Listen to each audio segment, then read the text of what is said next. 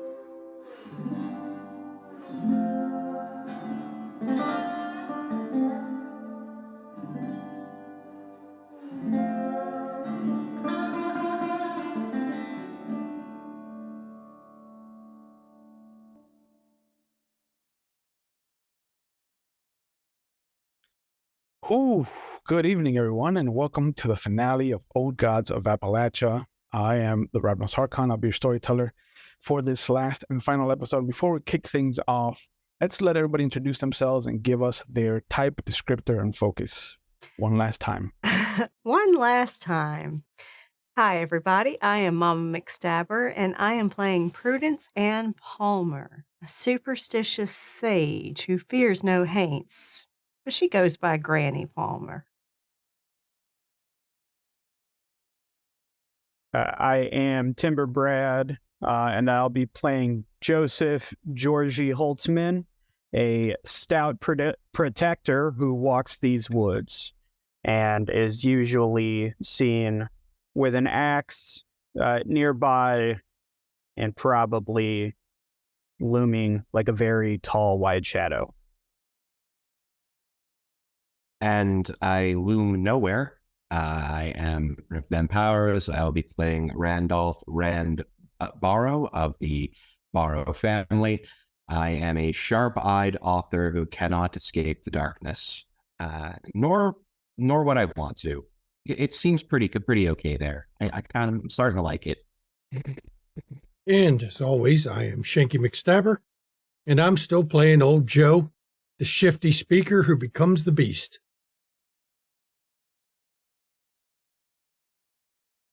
Perfect.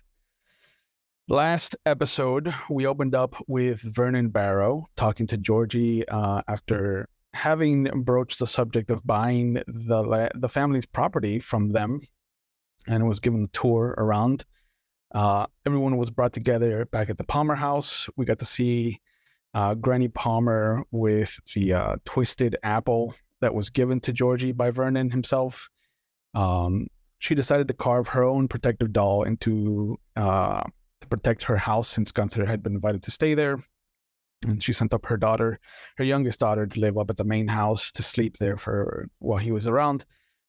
Georgie found Joe in his fish form out back, hurting himself to make amends. And they found the remnants of Geraldine Drummond in her house. And then had a dealing with a specter that had taken the shape of Noah, her youngest. And then they helped Mamrie get out of town. And it's been a week since everything has kind of happened. We are now in the waxing gibbous moon as we come towards Halloween and the full moon. And with the events that have happened so far during the week, we get the arrival of a tycoon in the city, up north. And Elliot Percival Locke from the up-and-coming Locke Rails has come to town. The widower of a lieutenant's house was found to have been covered, had a mirror that was covered facing the front door, as well as a similar silk-wrapped horseshoe. Gunther Drummond has sold his property to the Barrows and has taken off for greener pastures. It is rumored that Catherine Kitty Hawthorne over at the general store eloped with him because she is no longer in the city. Randall went and had dinner with Vernon Barrow and his wife Wilhelmina, who everybody calls Willow. And though the night was a blur, there was a couple of things that really stood out to him. But before we get there, we have to deal with the loss of two young twin Negro boys who were found face down on the edge of their family's property, dead as a doornail. And although the cold weather was blamed for their unfortunate demise, whispers have led to other nefarious conditions for what happened to them. We open with a funeral procession. It is going to leave the Colored Baptist Church on Water Street down towards Calhoun, where it'll make a right past the old graveyard where none of the colored folk are allowed to be buried, up quick little jaunt into Main Street so they can go down to the African cemetery across from Roanoke Cemetery, which is huge, out, open, publicly accessible, whereas the African cemetery is hidden down a path road that only certain people know about. You're going to be passing the Episcopal Church, where a white congregation is gathered on Market Street, shaking their heads at the procession. You'll see deputies on Main Street keeping people at bay, allowing this congregation to mourn as they are proceeding, marching towards this solemn situation. And you will hear carried through the streets, although they are spiritual in nature and meant to uplift the soul, there's something haunting about the songs that are bouncing off of the city streets, that are bouncing off of buildings. There's a little more sorrow in the Baptist preacher's hollow, deep, resonant voice. There is a need to cry that reverberates in his calling out to the Lord. Where is everyone as the procession comes on to Main Street? Prudence and her family, that includes Clara and her eldest son and his wife and their children, are with the processioners.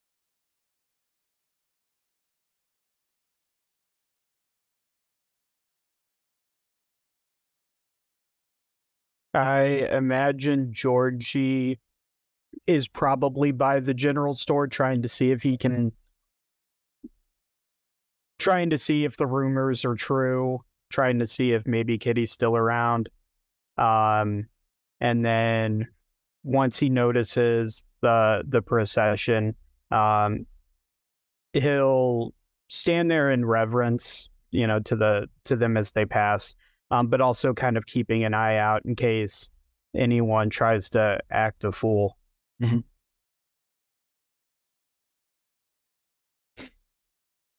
A soot-covered black bird is kind of taking wing above the procession, adding its voice to the singing mourners, almost as if it is singing along with them.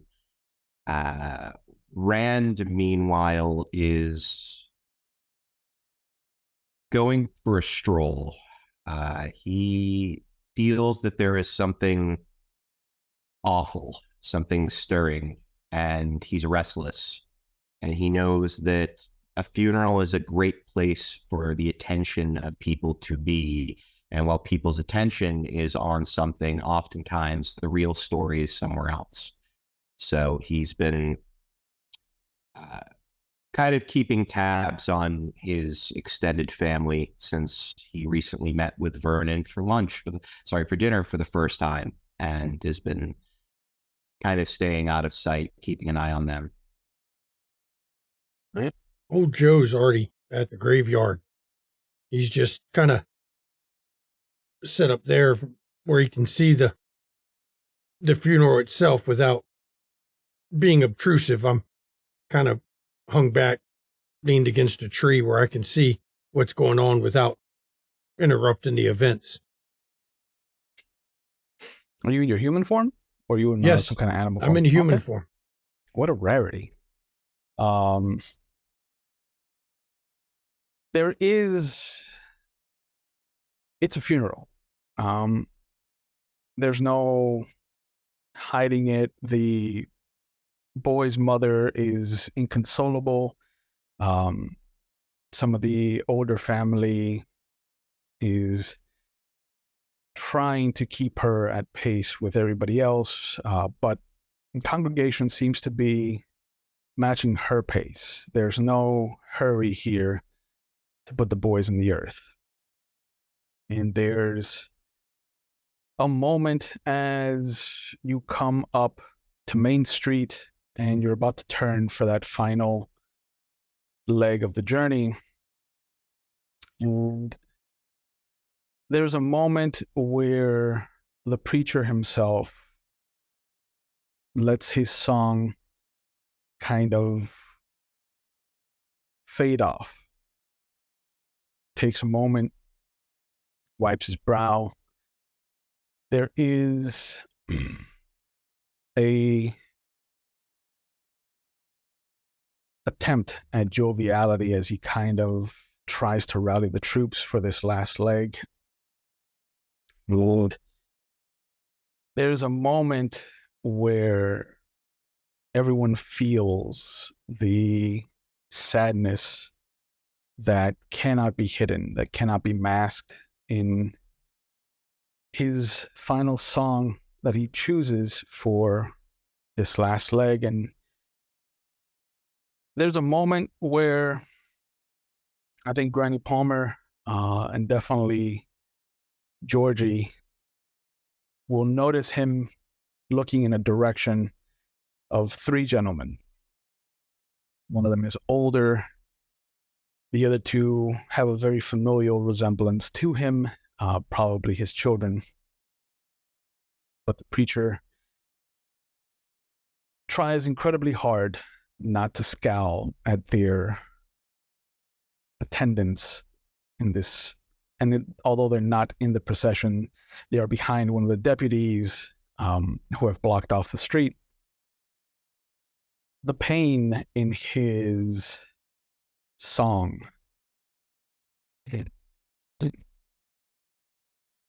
bubbles to the surface. It is harrowing. And although the song does not have these lyrics, Granny for sure understands that he is sending a message. As he says, "Well, you told me to pray and I done that too. I done what you told me to do. You told me to mourn and I done that too. I done what you told me to do." And the whole congregation comes up in the done told me to do's. Georgie, can I have you make a perception test for me? Are you trained? Anything that can help you spot things?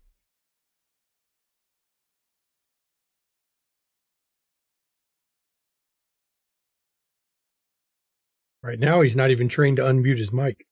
Oh, Yeah, well, someone had to do it. Yeah. Unless it is navigational or knowing the unknowable, I don't have anything. I'll let you do knowing the unknowable. Okay. I've been around Granny enough to have picked up on spiritual cues. Yeah, so I am trained in that. I Okay. also have Sense the Unseen.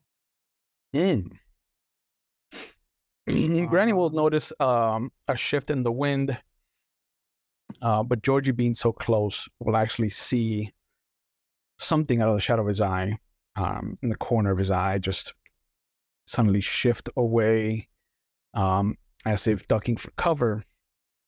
And let's give you test of 4. You eased it by 1, so it'll be a difficulty of 3. So your target number is 9. I got a 12. You see one of the boys from the older gentleman that the preacher locked eyes with. Looks like he looks down for a moment, reaches down and pulls out what looks to be a bottle. Georgie is going to make his way as close to directly as he can towards him, without being obtrusive to the mourners. But he is going to focus on him and move towards him because I think Georgie understands what he's about to do. Mm-hmm. And Georgie is going to make him regret that choice.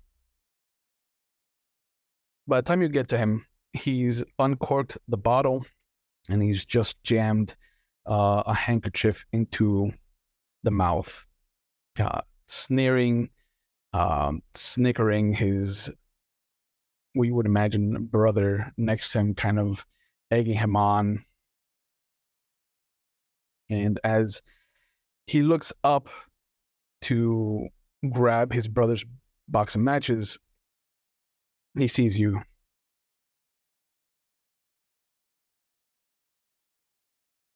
I wouldn't do that if I were you.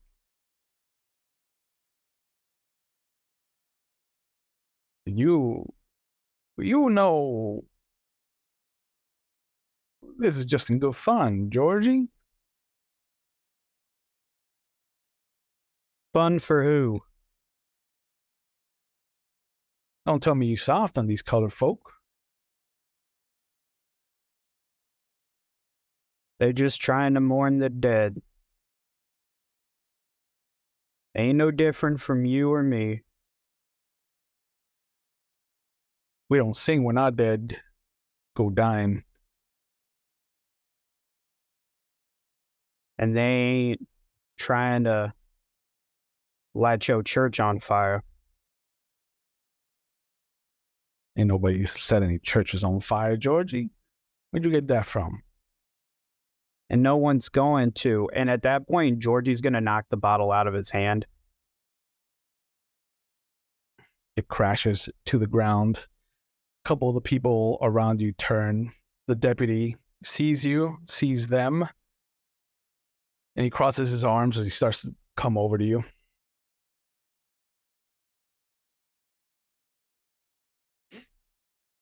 Ain't nothing going on here, officer. Just trying to keep the peace.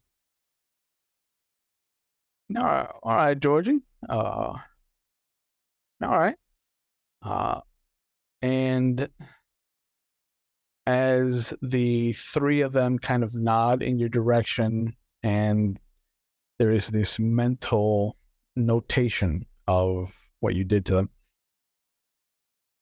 they barely get about a block away, half a block away, when you see this bird dive bomb the man. Just comes straight down, swooping, and from the looks of it, just kind of flutters in his face for a moment before rushing off. And he will bring his hands up, and the other two gentlemen will escort him under an awning. It looks like he's hurt. Looks like the bird scratched up his face. Couldn't happen to a nicer jackass.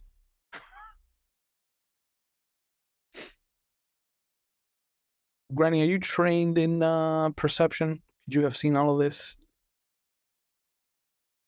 Or do you... I sense danger. Okay, we could do that. I am trained in that. Yeah. So we'll start you off at a difficulty 5, and you can ease that to 4. So your target number will be 12. Okay.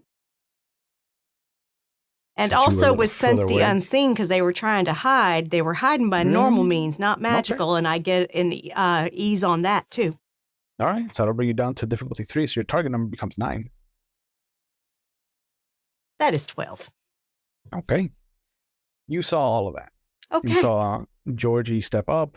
You saw the 3 of them get talked down by the deputy. And the moment they stepped away, you saw a very familiar black bird just come swooping down.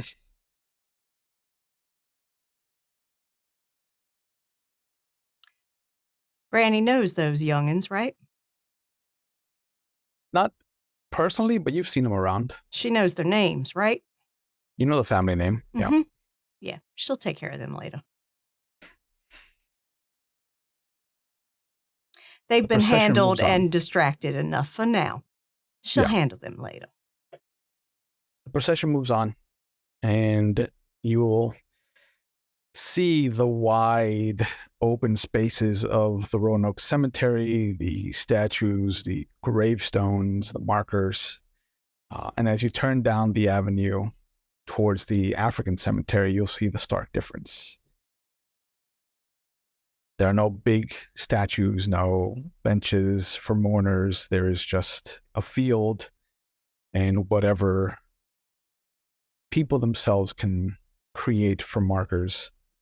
But there are 2 life-size holes that have been dug near the corporation line of the city itself, where the cemetery kind of comes to a close. How back off is old Joe? Close enough I can see and hear if I concentrate on what's being said there, but I'm not trying to be obtrusive. I'm not trying to interrupt things. Yeah. So he'll be visible to Granny. Oh, everyone probably can see me because I'm not She'll- trying to hide. She'll give him a small nod. Yep. She appreciates him being here. Did you follow the procession, or did he?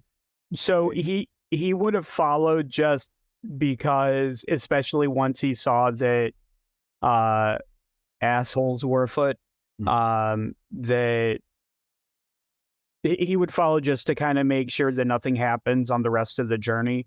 And then, like, once they get to the cemetery, I think out of like partial superstition, partial respect, he'll stand at the edge of like the entrance to the cemetery because he probably doesn't feel like it's a place for him to go.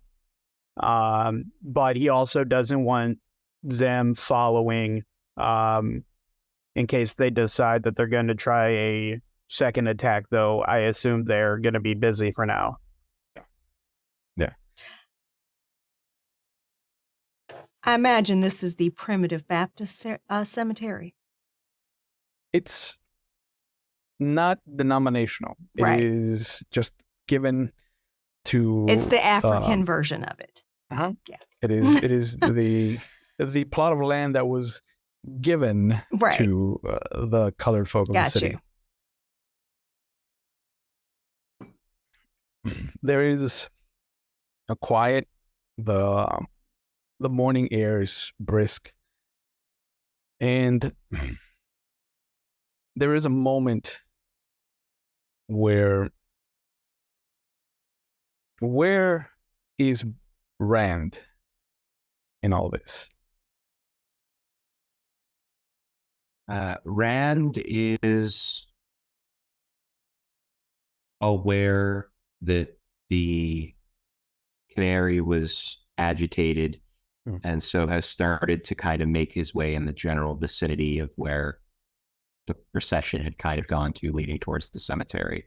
Originally, he was going to be kind of walking the area between the Vernon estate and the town. However, it seems like that's something is now happening. So he's going to make his way over there, and he's moving extremely quickly. He's actually flying towards the area.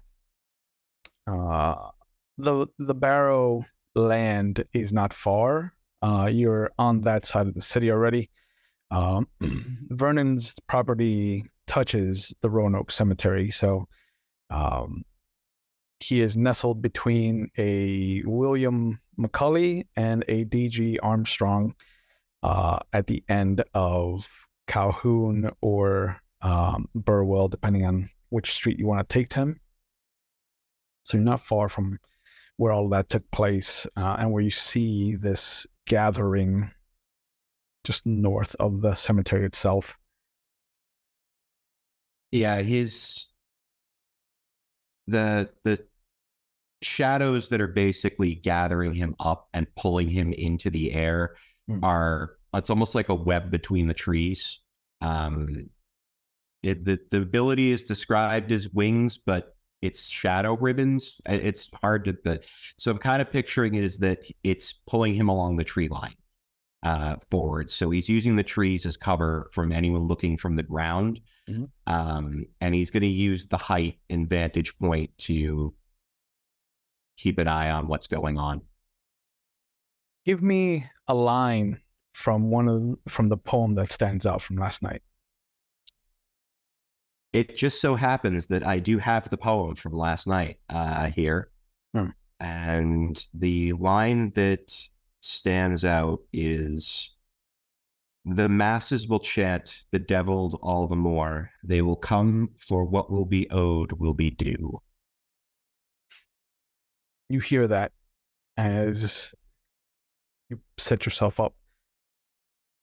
You start to see that the city takes on a sinister color. Color itself seems to bleed out of the buildings, out of the dresses, out of people itself, leaving a stark black and white, colorless reality for you. And you can feel a thrumming. Almost feels like a hand cupping your heart, and the fingers slowly coming together, but stopping because of your flesh, the muscle.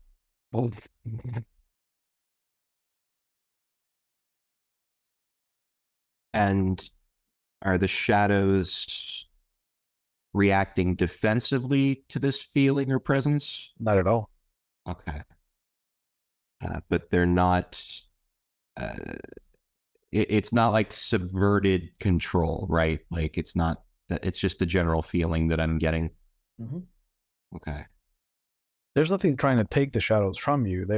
Well, I was more concerned with them suddenly deciding that I wasn't the boss around these parts and going in, through a non-entry point.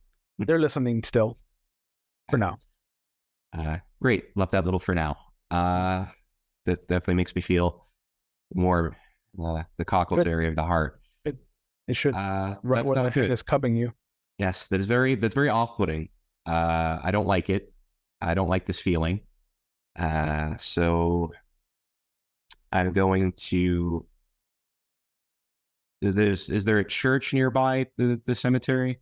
I know it's the Collard Cemetery is kind of off the beaten path. Do they have a chapel or? There is a Methodist church over by the courthouse where the jail is. That's the closest church to you currently. Otherwise, you would have to go down to. Are we talking like hundreds of yards or? Yeah. You'd have to go down to College Street and kind of make your way up towards the college itself.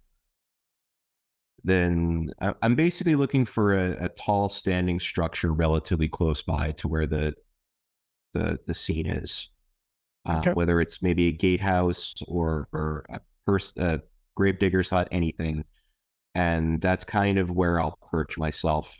And for now, the the only people that can see me are people with certain senses, aka most of my party, and Yeah. I assume the awful villains arrayed against us. They're not awful. Yeah, they are. But as you make your way somewhere else to try and fight off this unlikable sensation, I'm going to use a GM intrusion to give Joe like an experience point, as the cemetery, the lowering of the bodies starts to dredge up things that shouldn't be. Who do you want to give your extra XP to?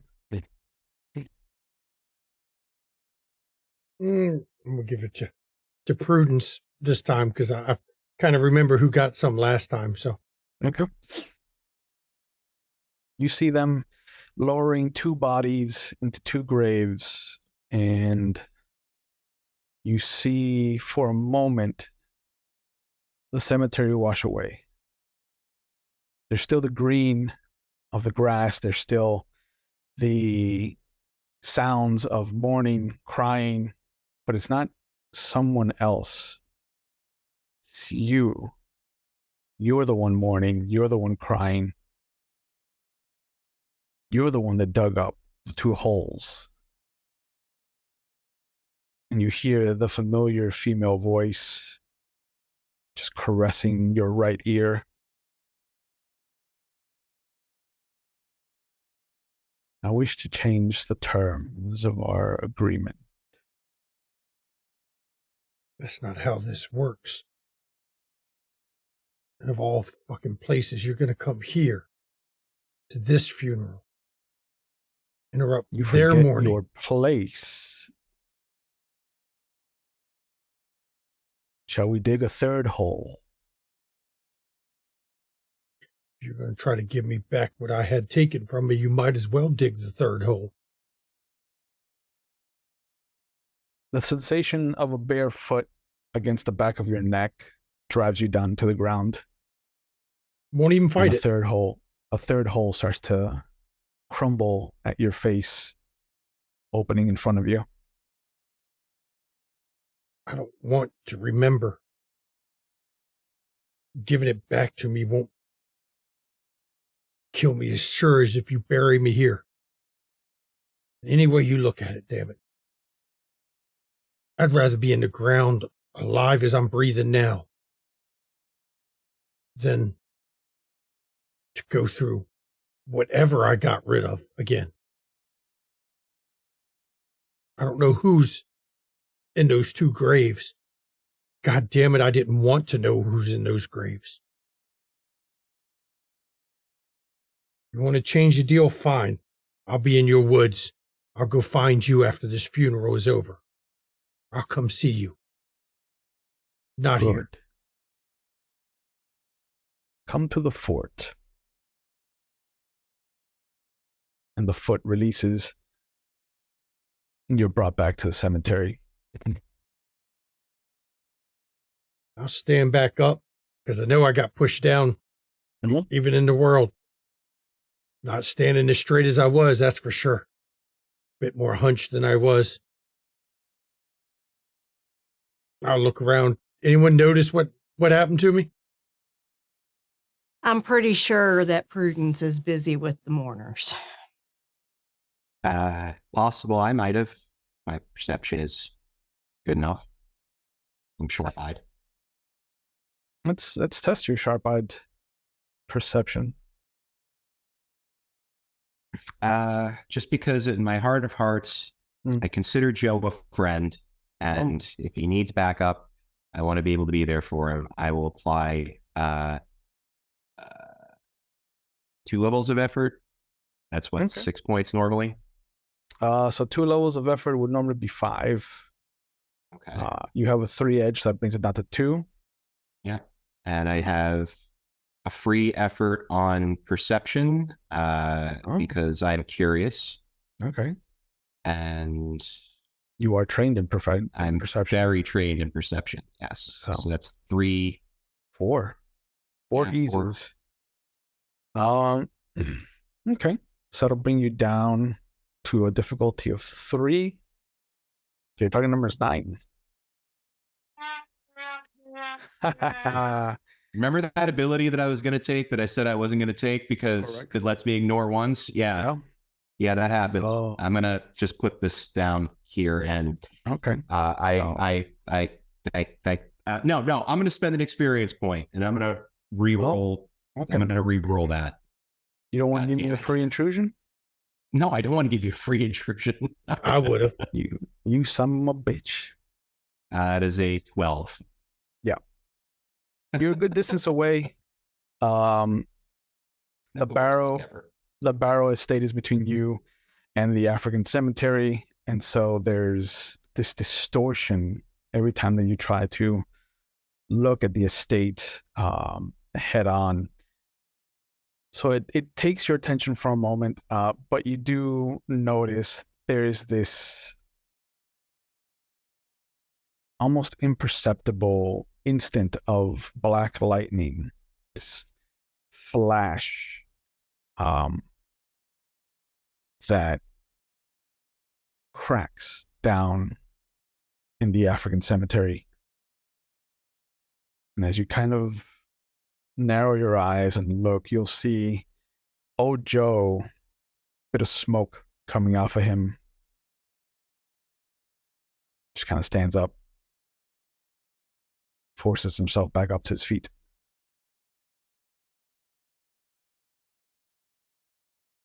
That is noteworthy. All right, I think I'm going to observe from where I am for now in case other things happen. Yeah. But the canary will fly over towards old Joe. Joe does not speak canary, I'm assuming, in his human form? I could, but I don't. Okay. I don't even The notice canary, it. yeah, the canary perches itself right near Joe. Yep. You're not trying to hide the canary, right? So it's going to try to get his attention? Yeah. All right. A strange black canary that looks to be like trailing soot lands on the branch near you. Don't even notice it. I'm a bit out of sorts about what just happened. I'm trying my damnedest not to interrupt this service. Out of respect for their dead. Yep. I think Granny and Georgie will notice it then.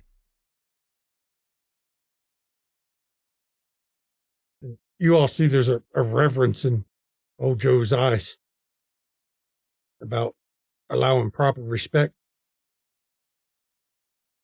for the colored people here.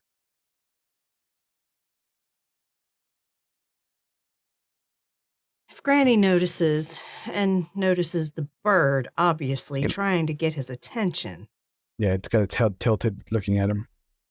and flapping a bit. A little bit. Yeah. It's trying not to, because every time it does, there's this little layer of soot that falls off of its wings. She whispers to Clara that she'll be right back. And All right, she Mama. goes over to Joe and the bird. You need to come over here, Miss Prudence. There's a bird trying to get your attention. Nothing new. I think this might be a little different. Well. And she peers at that bird real close. Given the goings on, I'd much rather pay my respects here. I appreciate that, and I'm sure that the family appreciates that. This ain't the first time I've had to see some colored folk die before their time and put in a grave. It won't be the last, I'm sure.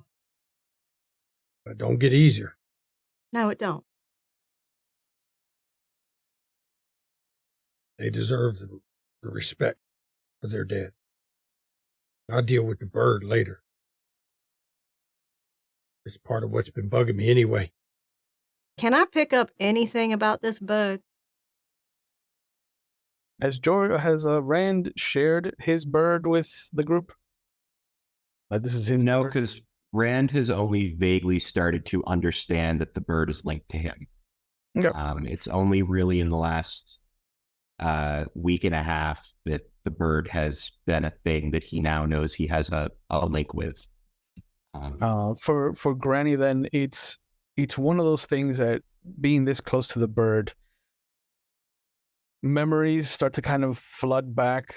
The day with Gunther, for example, there was a bird, kind of this shade, off in the distance, which could have been a raven.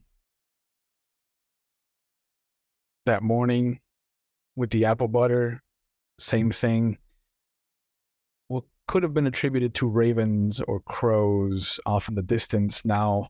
Up close is definitely, and she looks at us, you are certainly no raven. It is a canary that is completely caked in coal dust. And you certainly no crow. Probably some fucking creature of that damn beloved out in the woods. She gonna take her chicken feather brush out and brush this damn bird. Oh, what is that going to do to the bird? She's gonna know it. Well, this should be fun because I know what I intended the bird to be, but you're the game master, so I'm curious to see what you do with the spiritual link. Because this to bird is the very creature under the ground. intelligent for a canary. Yes, it It is is a familial link to my Yeah. source. It is not a bird at all. Mm. The moment you start to dust away The soot. some of the soot With the brush. and dust, you'll see not a skeleton of a bird, but a skeleton of a man, of a human. And it'll have the shadow extensions of a bird skeleton kind of protruding out from where the heart should be, stretching veinous, almost like black spider webs. And as the bird shakes, the soot that you shook off, that Comes you back. dusted off, just gravitates back into it, and it retakes its form. Now you are peculiar. The only thing that stood out from the skeleton is that eyes were there. It had an actual pair of human eyes in the sockets. And when the soot comes back and it looks like the bird again, are the eyes still human in nature? Very reminiscent of Rand's eyes. The canary kind of cocks its head a little bit and then starts moving its beak up, pointing in a direction. And she looks. And since Granny Palmer is like Georgie and can see me no matter what's going on, you can see Rand is actually perched on the roof of a nearby, just little steepled building. It's over by the William Brown house. Okay. By the clock tower. So it's not that far away. All right. And then it inclines its head back towards Joe. And Joe, are you all right? Well, I know that's a silly question because you're never all right, but are you all right? I'm about as all right as I'll ever be. I'll say that. Did something happen to you here? Nothing important. Just I'll determine what's important to me. You don't get to make that decision. an old war wound coming back to haunt me, that's all. Well, I think it's more than that because Rand done sent his bird, that ain't a bird, to you. I think to let you know he saw something because he's up there on that building up the road. Look, I don't remember everything in my past, but I do remember my time as a soldier, at least part of it. I understand that. And The thunderclap what I'm But the seeing Joe, here that is just sounds- reminding me. does sound like Ref of Fire. Once again, the old wounds pain me.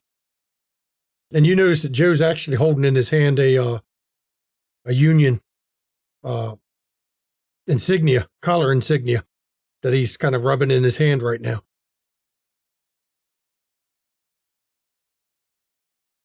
Prudence will actually take his hand. She ain't stopping him from rubbing it. She's just put her hand on his and says, I'm sure you have lived and seen horrible things.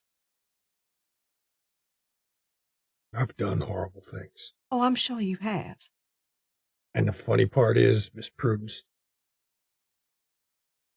all the horrible things I remember doing are nothing compared to what I don't remember. It was a tough war. It was. And guilt is hard to live with. When you out west, you don't think about guilt at the time. Oh, no, but it catches up. It does. It catches you when you ain't looking for it. Yeah, that's the problem. It seems like the deal you made wasn't exactly what you were looking for. Sure, you got rid of whatever was giving you that guilt, but it didn't get rid of the guilt. I don't want to get rid of the guilt. I need to pay. But you don't learn nothing from it if you don't know what you're guilty of. Don't need to learn. Everybody needs to learn, Joe. Just need the pain. Need to pay for my crimes. Then what crimes did you commit That I remember? that you don't know? The ones I remember are bad enough, Miss Prudence. I get it. My hands are as bloody as anyone in this damn valley. Bloodier than some of them. Your hands do start to feel moist, Granny Prudence. She And looks down at even- her hands holding his. Almost like he invocated it. You have blood on your hands as well.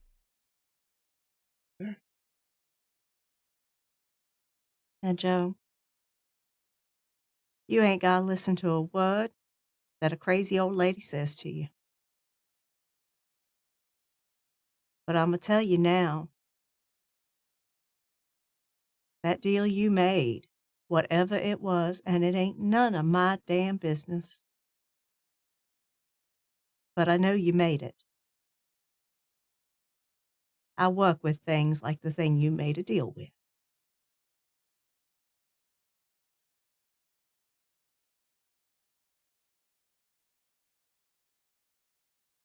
It didn't give you what you wanted.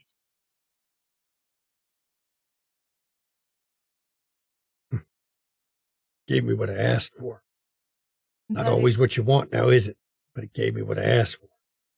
Yeah, but I don't think you really knew what you wanted when you asked for it. There's the funny part, because I don't remember exactly what I asked for. I'm sure you don't. Lost that with it. Mm-hmm. Real convenient, that, ain't it? If I remember what I asked for, I'd remember why I'd asked for it. And you would have also remembered enough to know you got screwed. You know, Granny, that describes a lot of my life. It's okay. No, it ain't. But it is what it is. 2 small bloody handprints appear on his shirt about stomach level. Do I see them? Does the canary? It's almost like they're pushing him away. From me? Mm-hmm. Because she's seeing the truth. Yeah. Yeah. She looks at those handprints and looks around him about that level and says, I know what you did. Cunning, that. And she's not even looking at you, Joe.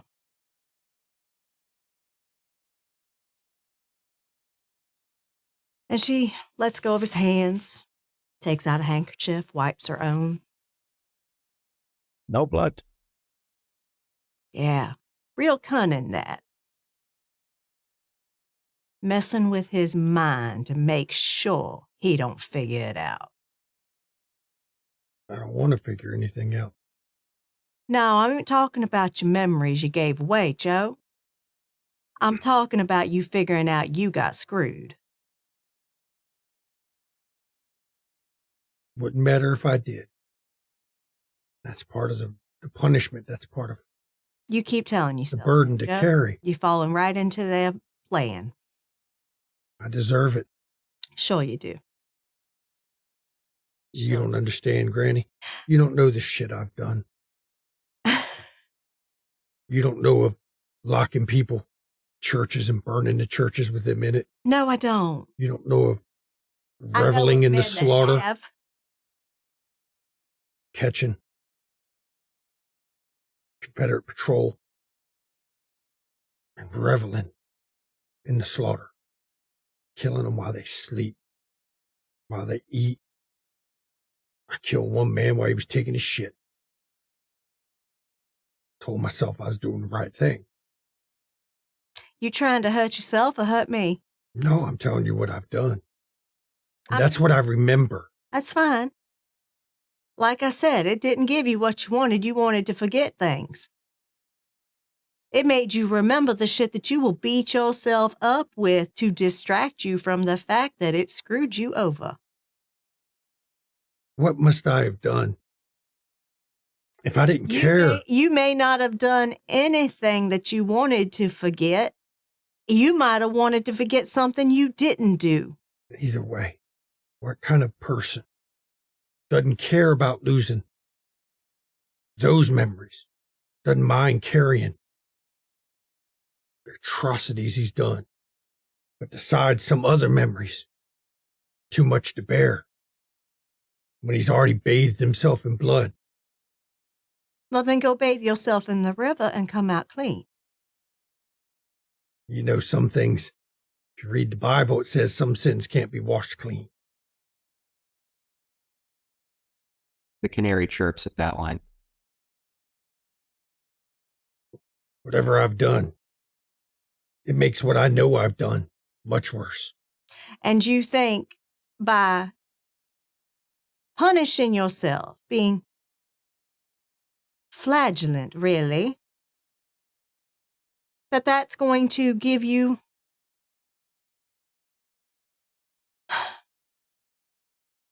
your redemption. I want redemption. I want Then why are punishment. you still walking, Joe? If you don't want nothing to redeem yourself, why are you still walking? Because I don't take the coward's way out. Never have. Yeah, you did. No. You chose to forget things that you couldn't deal with. You took the coward's way. And with that, she turns and walks. Georgie, I'm gonna give you a free experience point as I intrude on your little self hidey hole that you got. I mean, he's not really hiding. It's really, yeah. It's being the colored cemetery. I don't think that Georgie it would necessarily feel like welcome to be part of that. Like he's not attached to them like Granny is. Yeah, of course. But he's also very cognizant that, you know, dumbasses have already kind of shown their hand, and where one is, they tend to flock. So, yeah. So I'm going to give you an XP point. Who are you going to give it to? The extra one. Yeah, I'll give it to Joe. Okay. I don't think I've given him one yet. There's a moment where you see that Granny and Joe are having a moment off from the actual funeral procession. And then as you look back to make sure that none of these idiots are coming to ruin the festivities, you turn back around and the cemetery's gone. There's this field, hills off in the distance, a bit of a fog that's rolled in and it's kind of receding. You can see a fire, a couple of tents. and a rifle gets put into your hand. Come on. Philip's waiting for us. You don't want to let him get all the action, do you?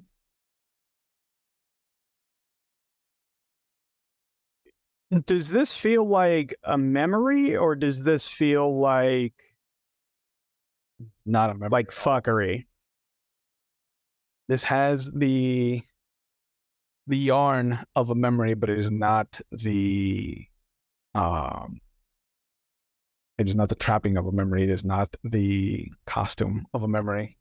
So it's not something necessarily that Georgie feels is like happening so much as like he's being placed into whatever this is. Like he is aware of himself. Yeah. You'll hear a horn in the distance, and you'll see a bunch of soldiers come out of tents. You're dead. It is Confederate Army. You died. Matthias and Michael sitting there. They bring a jacket for you to put on. Come on, you want to let Philip have all the fun? No. Y'all are dead. Y'all been dead. Y'all been dead for years. No, You're gonna no, be no. dead if you keep standing there, Georgia. Come on. No. A thunder crack of a rifle, then another, and over the hill you'll see the Union come marching forward.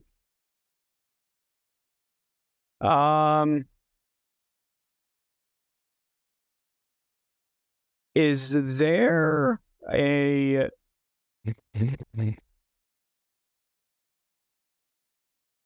is there something with like knowing the unknowable, or maybe even like an intellect defense, something that he feels like he's being like attacked, something he could roll? Sure. You've been hinkied about a bit this whole time.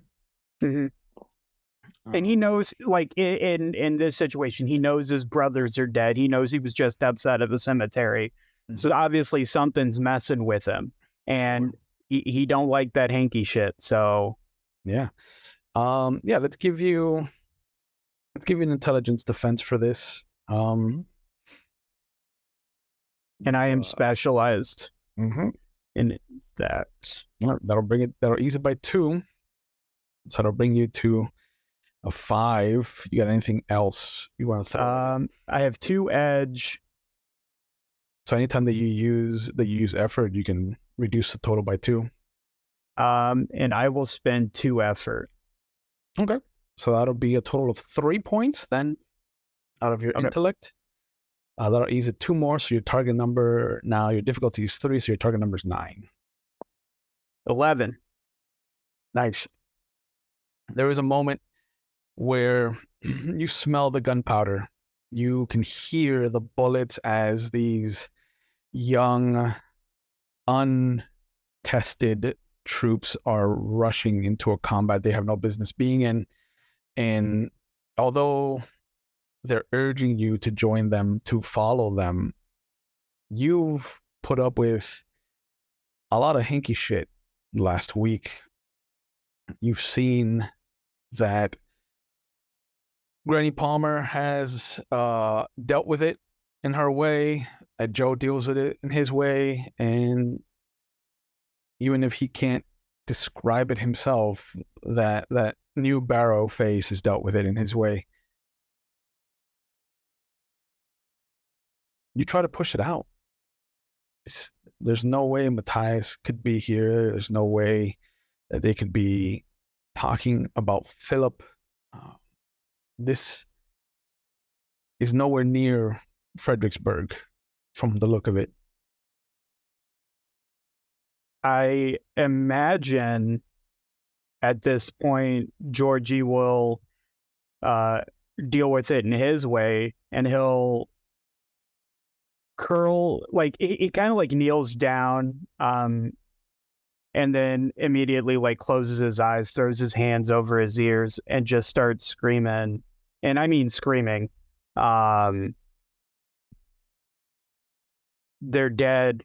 No, they're dead. And it's like I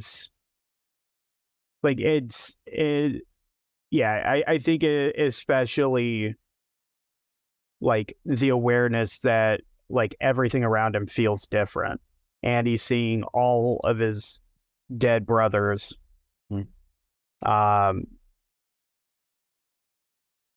It's just he's trying to force it out by like sheer like force of will. Yeah. And I imagine people can hear him. Yeah. Like he is. With eyes closed and your will to banish it away, you don't get to see when you come back into the cemetery, but everybody else does. They hear you come back, and they, Granny, Palmer, and old Joe will hear this sudden, somber, quiet moment as the preacher lets the mother kind of throw the first handful of dirt onto the graves. It is suddenly broken by Georgie screaming from the entrance of the cemetery, "They're dead! They're dead!" And just curled down, squatting, almost shaking back and forth. Yeah, I mean, it would on the outside look like a combination of like grief, fear, sadness. Yeah, like it just like a lot of intense emotion, because it's one, he doesn't like this kind of shit in general, but then it's the fact that they keep specifically like targeting his brothers. Yeah, it just he's not having it. And the only way he has figured to defend himself against this stuff is literally it's just try and shut it out. So he's curled up in a ball like no, they're dead, you're dead. Yeah. But yeah, he's screaming it. Joe will feel a small hand in his. Don't go, Daddy. Don't go.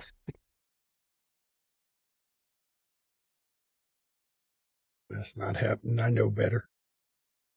Ain't no way a monster like me had a kid in the damn first place.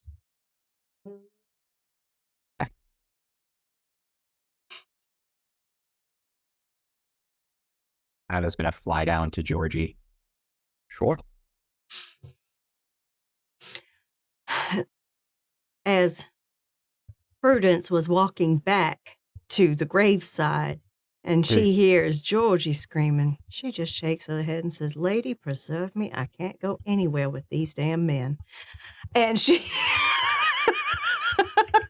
The scene.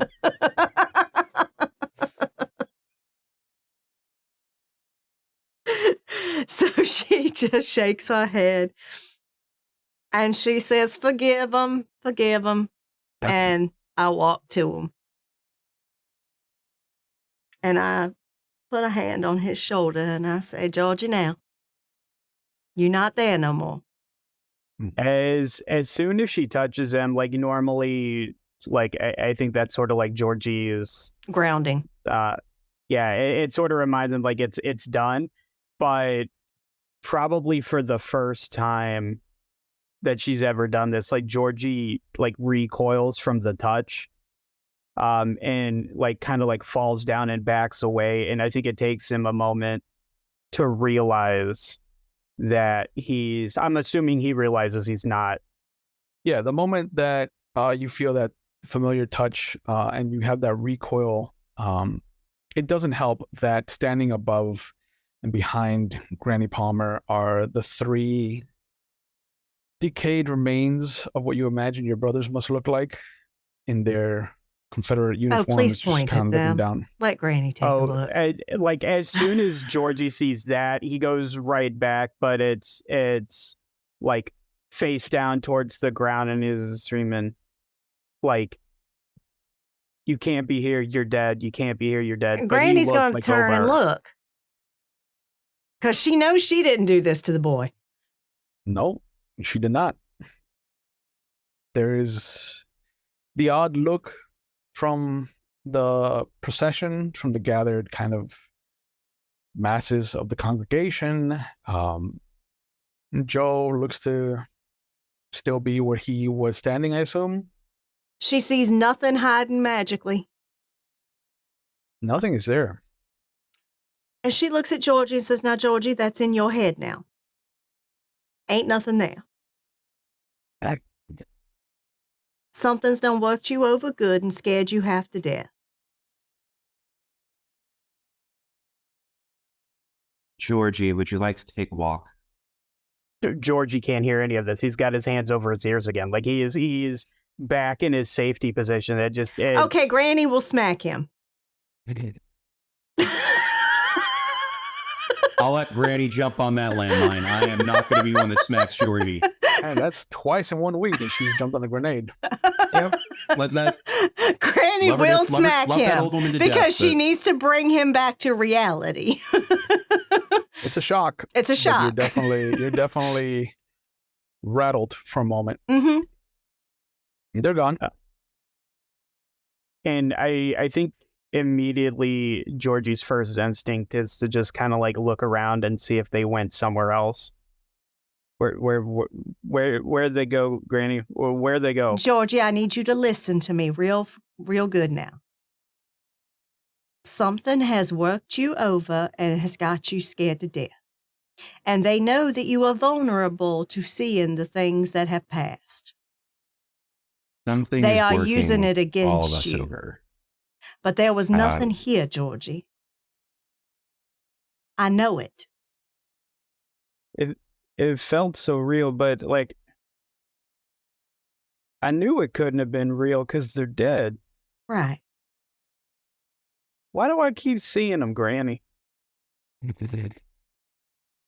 I want to see if something has put any kind of magic on him. Cursing, magic, Okay. anything. You got understanding. Yes, I do. So let's roll that. All right.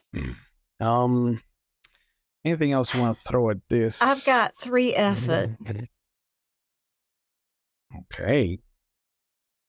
That'll be, if you're gonna put all 3 levels of effort, that's gonna be 7 points minus 2 from your edge will make it a total of 5 points of intellect I will do that. for 3 levels of effort. Mm-hmm. Your understanding training eases it by 1 more, so you've eased it 4 so far. All right. Anything else you want to throw at this I'm looking. Hang on. that you think will fit? Would he be considered impaired or debilitated at this moment? Not at this moment. Okay. I think that's enough. Okay. Okay. So that'll ease it a total of 4 levels. So you're looking at a difficulty of 4. Your target number is 12. I got a lucky 13. Ooh.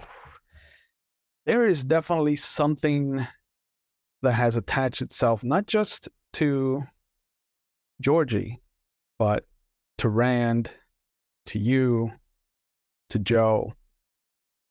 Little spider webs, barely perceptible, glistening in some of the refraction of the sunlight as it hits them. Rand speaks up. I believe something is attached to all of us. Something happened with Joe a moment ago, and I've been experiencing potent hallucinations in the last short while. What line from the poem sticks out to Rand at this moment?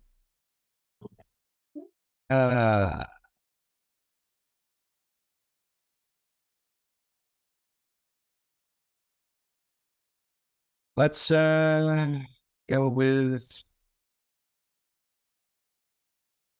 we will join our song, though we may be but few. The oil painting. What strikes you in this moment from it? What do you remember? I think the fact that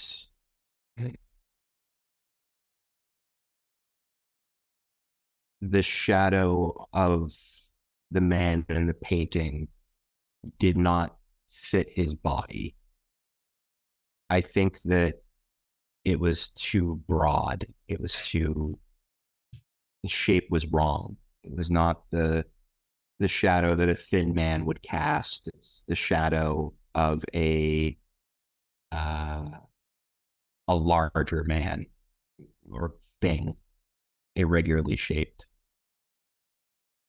You come back from that parlor, from the glass of cognac. Did I see in your him hand. glaze over?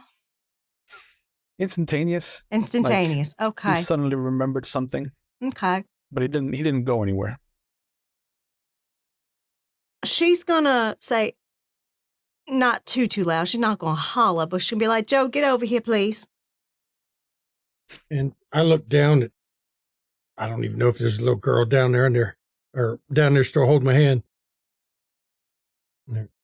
Okay, little one, No. go inside, check on your mother. And then I kind of stop The canary hops on Joe's shoulder. and I don't realize what I said, Mm-hmm. It's familiar. but It's I something don't, you've said before. but I don't realize I said it until after I've said it. It trickles like a familiar waterfall right out of your tongue, right out your mouth, between the teeth, like rocks.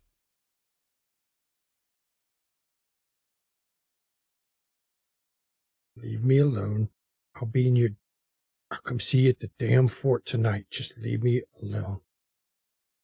And I'll just walk over to Miss Prudence. And once everybody is right in her immediate vicinity, she is going to unbind this fucking spider web. Okay. And I have spent full intellect points. 4. Mm-hmm. Which is what it costs for me to do this. Okay. So, because of your edge, though, that lowers it to 2. Okay. So, anytime that you use a pool's value, It and you have an reduces edge, it by the always- edge. Okay. Always reduces it by the Fantastic. edge. I will take 2 more back. So 2 points. You're gonna need it Yeah. for effort. Yeah. That's why I'm giving it back to you. Okay. Okay. So, to unravel it. Mm-hmm. The unbind skill. Let me read you what it says. Hang on. Mhm. You immediately end one ongoing magic effect, such as an effect created by a character ability within immediate range. Alternatively, you can use this as a defense action to cancel any incoming ability targeted at you. Or you can cancel any device or the effect of any device for 1d6 rounds.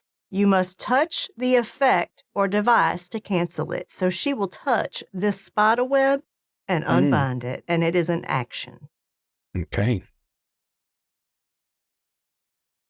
There's a moment where it pulses. It thrums with ancient power, Mm-hmm. but it unbinds you from it. And there is this moment where it pulses, and then you see the threads tying the gentleman together thicken.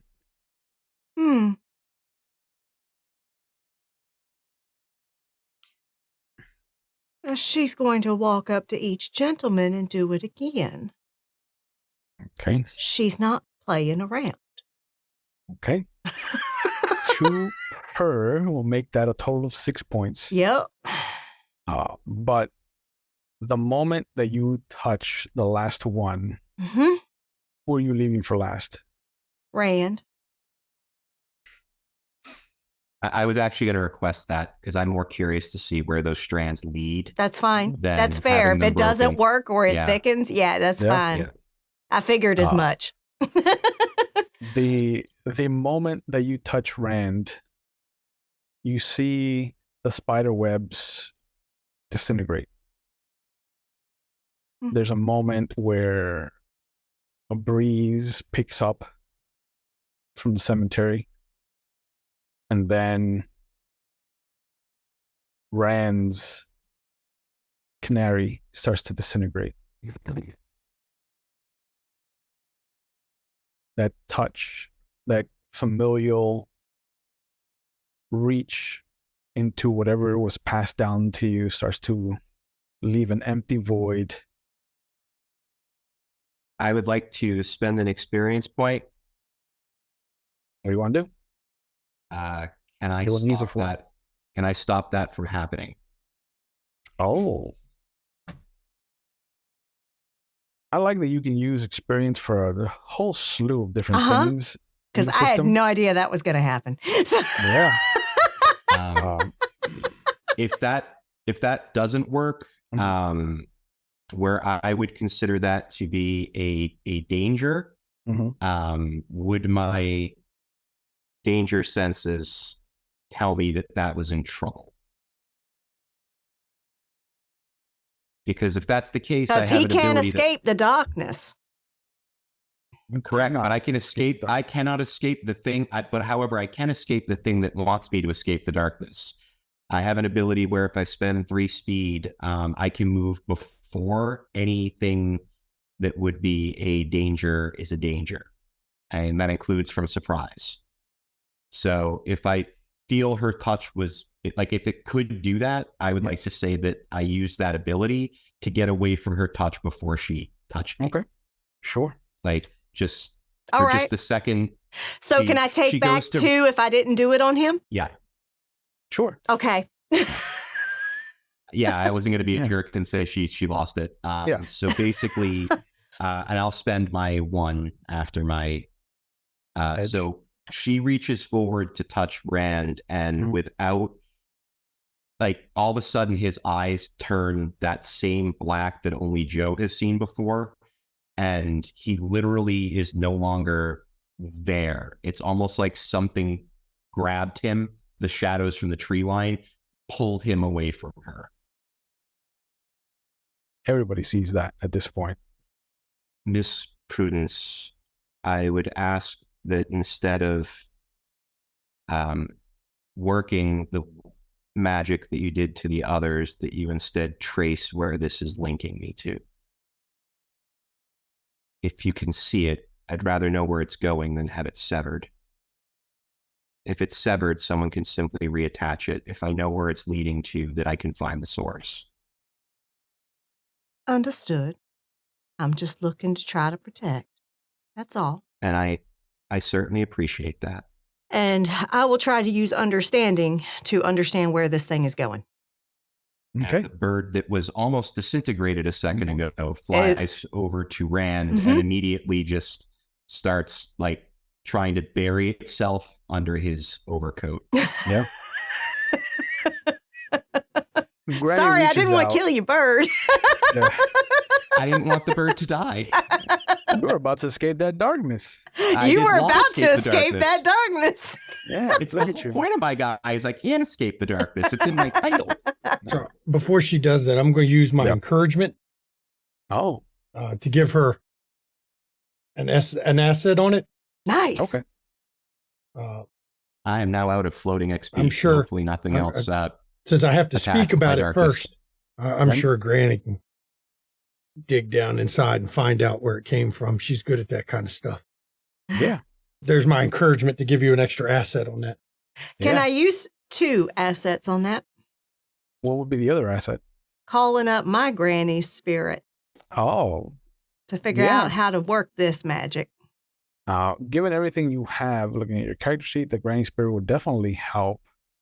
And with Joe's encouragement, that'll bring you down to a difficulty 0, so you don't need to roll. Fantastic.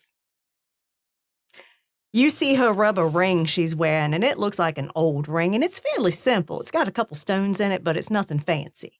And she rubs it, and she's like, man, I could really use some help on this. And she's barely saying it under her breath. And all of a sudden, those who can see spirits will see a middling-aged woman that looks an awful lot like Prudence, but not quite identical. Little darker complected. And she's whispering in Prudence's ear. And by instinct, Georgie turns away, closes his eyes, hands over his ears, and just says, "Nope." Yep. And it's the darndest thing. It doesn't go anywhere. It's in him. It Mr. He's the Barra, source. you are the source. It's the darkness you carry inside of you, leaching out. And it was linked to Georgie and Joe. And me. Intriguing. And something to think about. It was making Georgie see his dad, spooking him real good. Don't worry. Your power didn't do what is being done to me. That's something else. Something I gotta go deal with tonight.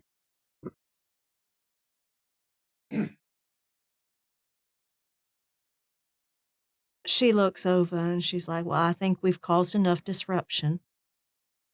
Let me collect my family. Y'all all come by for supper. Where you gotta go, Joe? Invited. You are invited. I know how to undo Excellent. your workings if I need to. I've got a meeting with somebody that they may not take kindly to me bringing visitors. I don't rightly care. You will if you About that, Joe. I did observe part of that interaction, though I don't particularly understand what I was looking at. I know that I am an outsider, and I know that I don't know any of you very well. What I can say, though, is in my time following the army, I saw a number of people good people, do some pretty awful things. And I saw what guilt does to them. Hypothetically, you may have and probably did take several lives.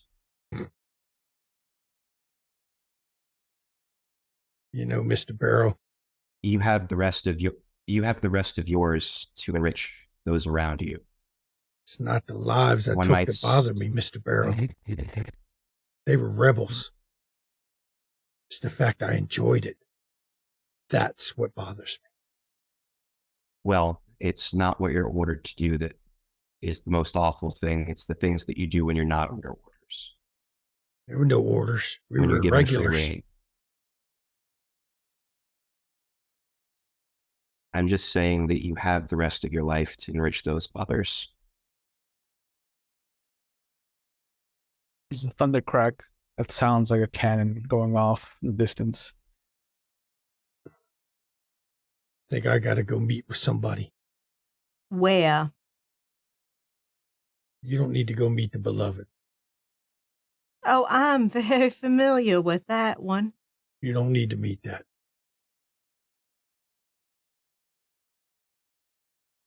I'll deal with her. I made the deal. Apparently, there's some terms I didn't fully understand that need to be explained to me. Fine, From then the you go mountaintop. off by yourself. You get yourself killed and you be fine. That's fine. I'll summon your spirit later and find out what I need to know.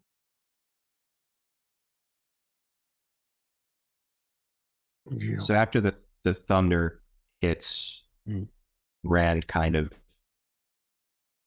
looks to the sky for a second.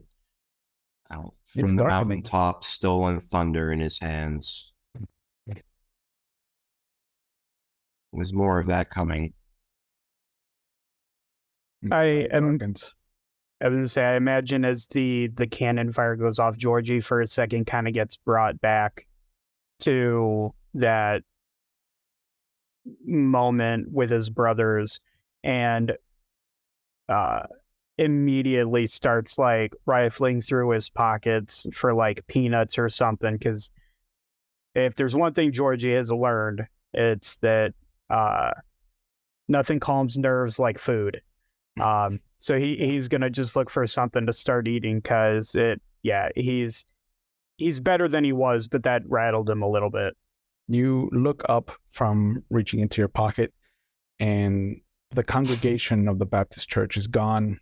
There is this group of Confederate soldiers that are encircled by Union soldiers, and you'll see your eldest brother stand up and ask for release, to be let go.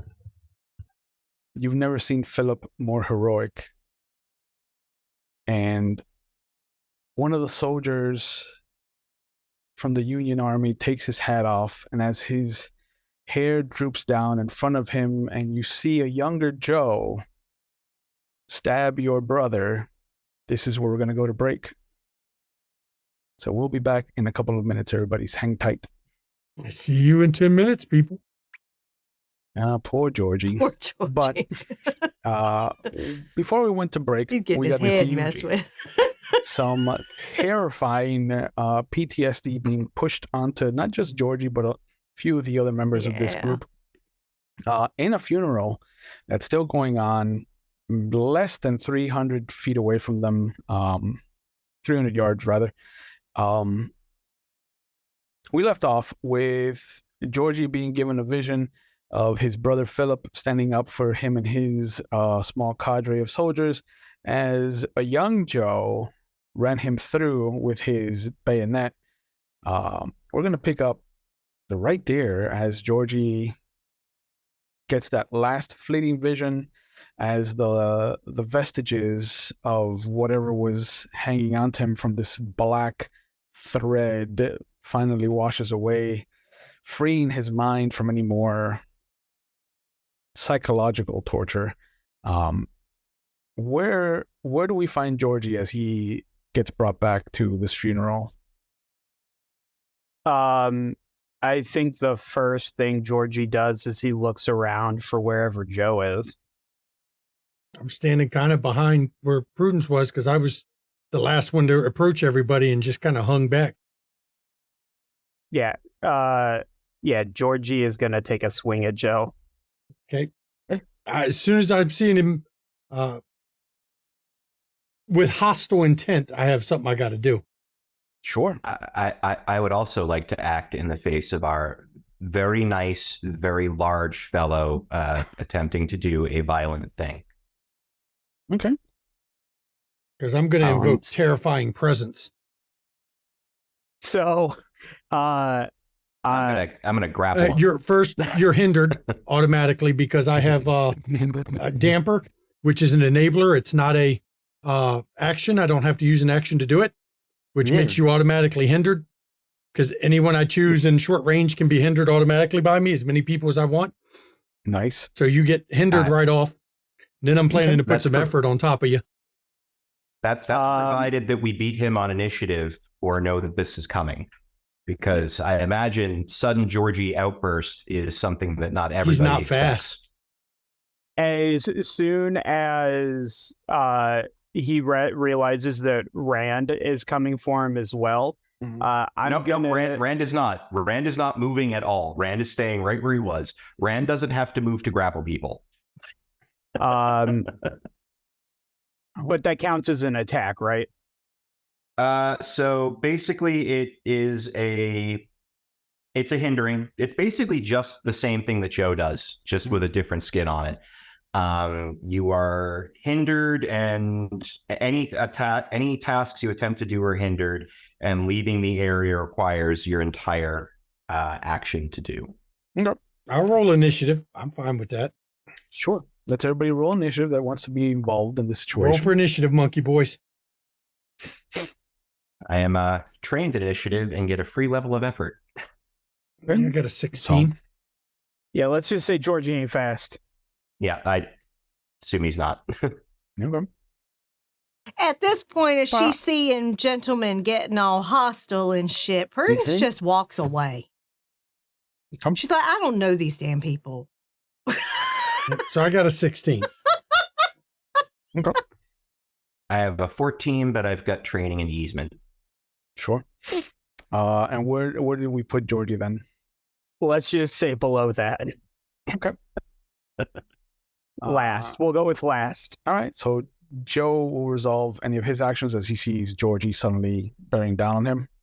Yep, I'm invoking my terrifying presence with 3 levels of effort. Okay. That only cost me 4 of my pool, though, to do 3 levels of effort, so I can deal with that. Yeah. Let's see. It's a persuasion test, technically, isn't it? The visage. Terrifying presence. The Yep. target must be within No. short range and able to understand me. For as long as I do nothing but speak, he's paralyzed with fear, runs away, or takes another action appropriate to the circumstances. Okay. So, Well, that'll be it could be a persuasive skill use,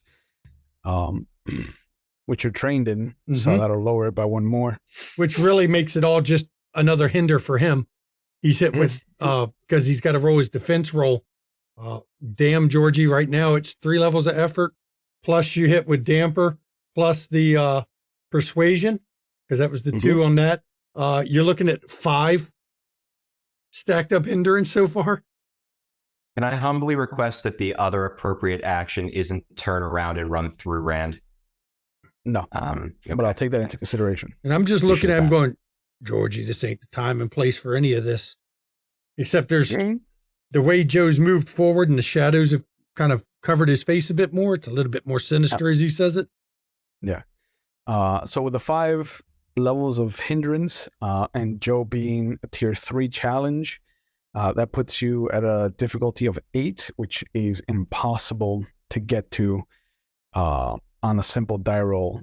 Do you want to put effort into it or just have your attempt to throttle Joe fail? Because you could put 3 levels of effort into it and bring it back down to a 5, which will make your target number 15. But how badly do you want to throttle Joe is the question.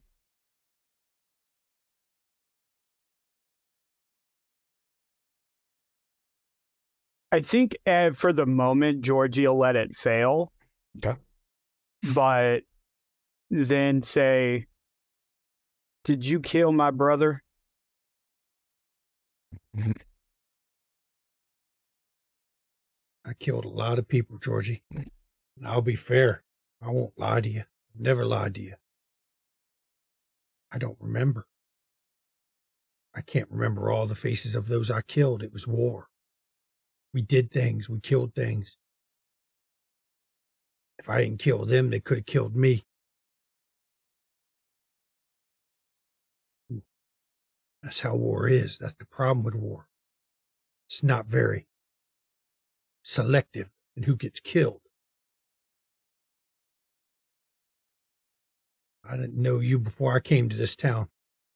Sure as hell didn't know who your brothers were. If they was out west, there's a chance I might have killed them.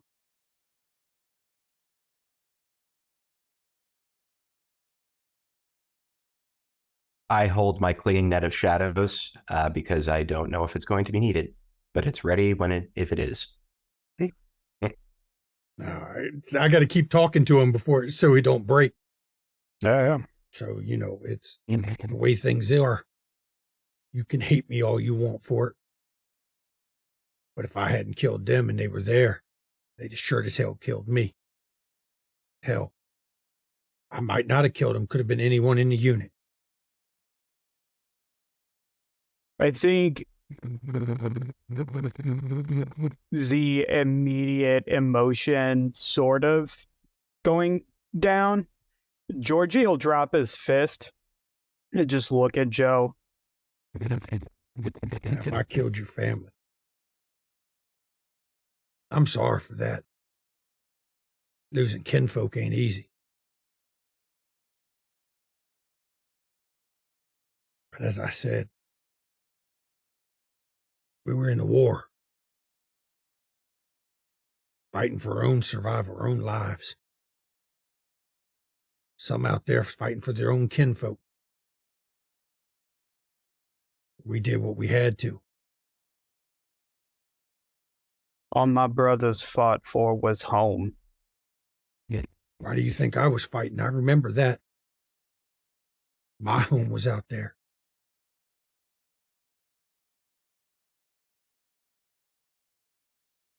But I couldn't abide the rebels, burning farms, killing people.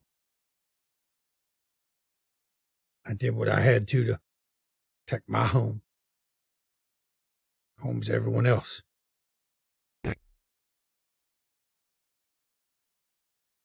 Like I said, I don't know if I killed your brothers. I honestly killed so many I can't remember all their faces. Gentlemen, will this come to blood? Not Or for can me. we both take a step back? I've done enough killing in my life. I'm Georgie? not keen to do more.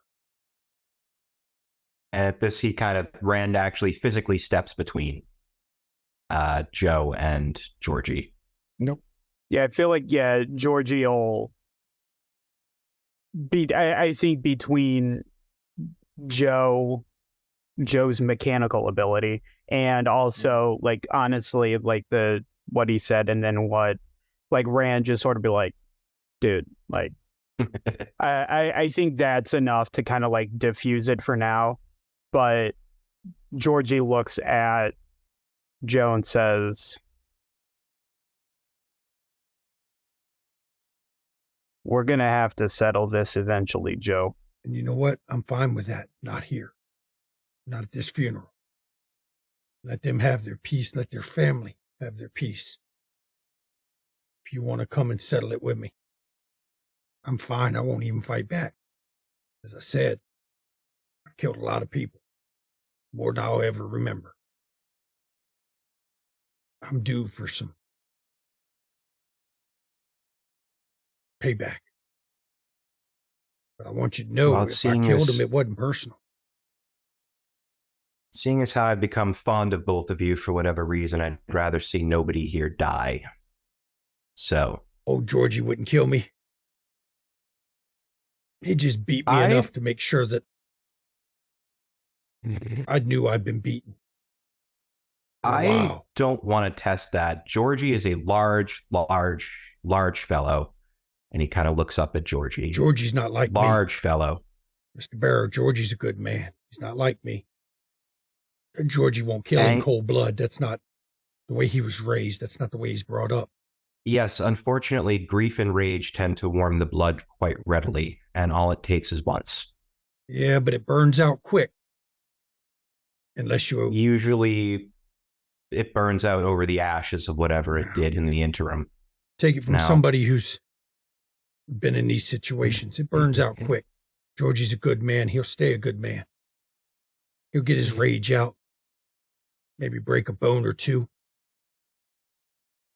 But he's not a killer. It's not his nature. Shall we advance? I believe Miss Prudence is living her namesake right now and is walking away from us. Yeah, I got somewhere to be. And old Joe turns, and almost like he's following a set path, he's walking dead line. I mean, Rand probably don't know the area well, but Georgie and Prudence know well enough. I'm walking straight towards the old fort. Shortest path to it, straight that direction. If I spend an intellect point, I will randomly stumble there, but I don't know the area. Look at you. But Prudence and Georgie know exactly the direction I'm going. Because there ain't much there other than the fort, the direction I'm walking. Yeah, I don't think Georgie would stop him from like walking away. Like he's kind of like pulled back from the aggressive posture. Yeah. And is more so kind of like watching Joe walk away, sort of like he's thinking about what Joe said to him. Mm-hmm. But then kind of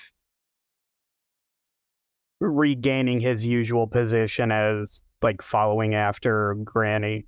Yeah. And as you kind of do a little dog circle around to think about what's happened, and you look back up at Granny Palmer, you can already see that she's back with Clara, and Clara is even pointing off in the direction that old Joe is heading towards, and there's just this pitch black circle of clouds just off in the distance.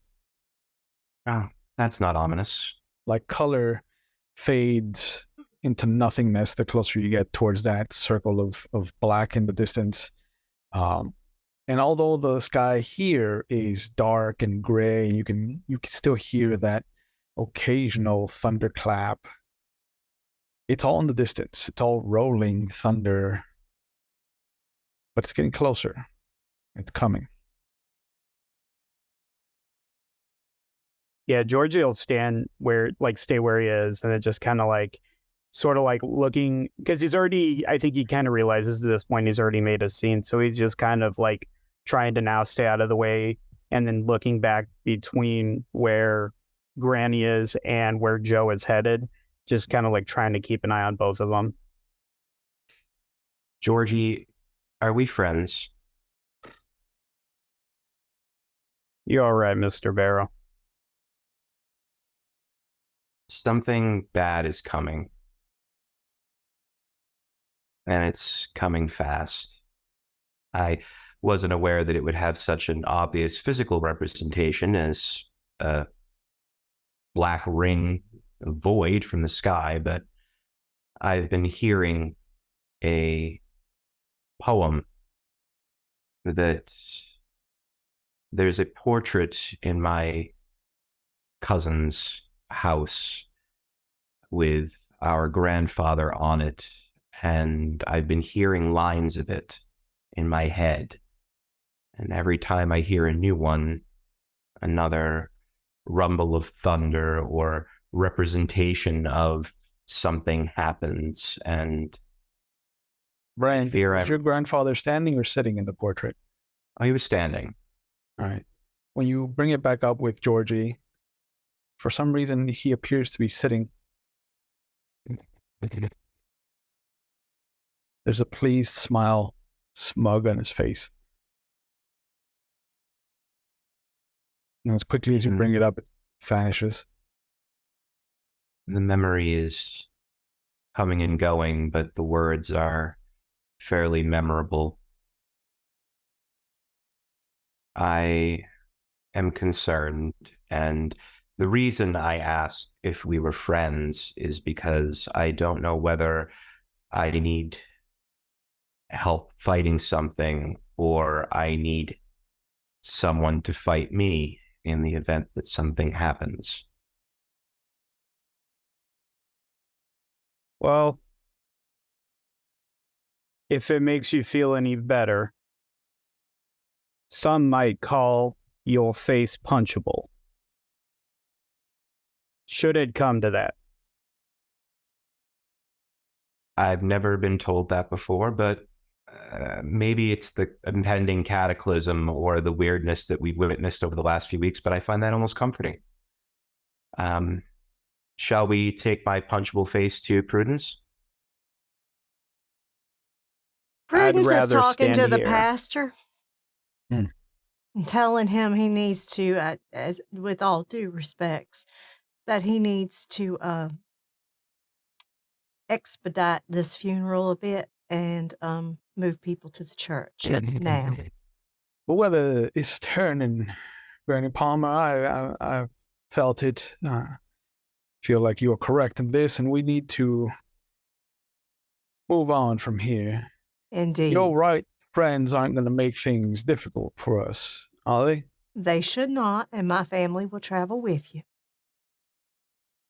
It is appreciated. Always. And he will reach out his hand and kind of cup Clara's face. Don't worry. And she I looks, worry for you and your children, Miss Palmer. my children will be fine. And she looks down at Clara and says, now, Clara, you got that thing I taught you to make, right? And Clara takes out a writing instrument that looks like it's been compressed coal dust. Like it was wetted, moistened, and compressed here, Mama. together. Yeah. If something happens, you use that just like Mama told you. Yes, ma'am. And what she has is a door to the known. Nice. She can draw a door and get everybody to safety. Because she can take them all right to the Palmer farm.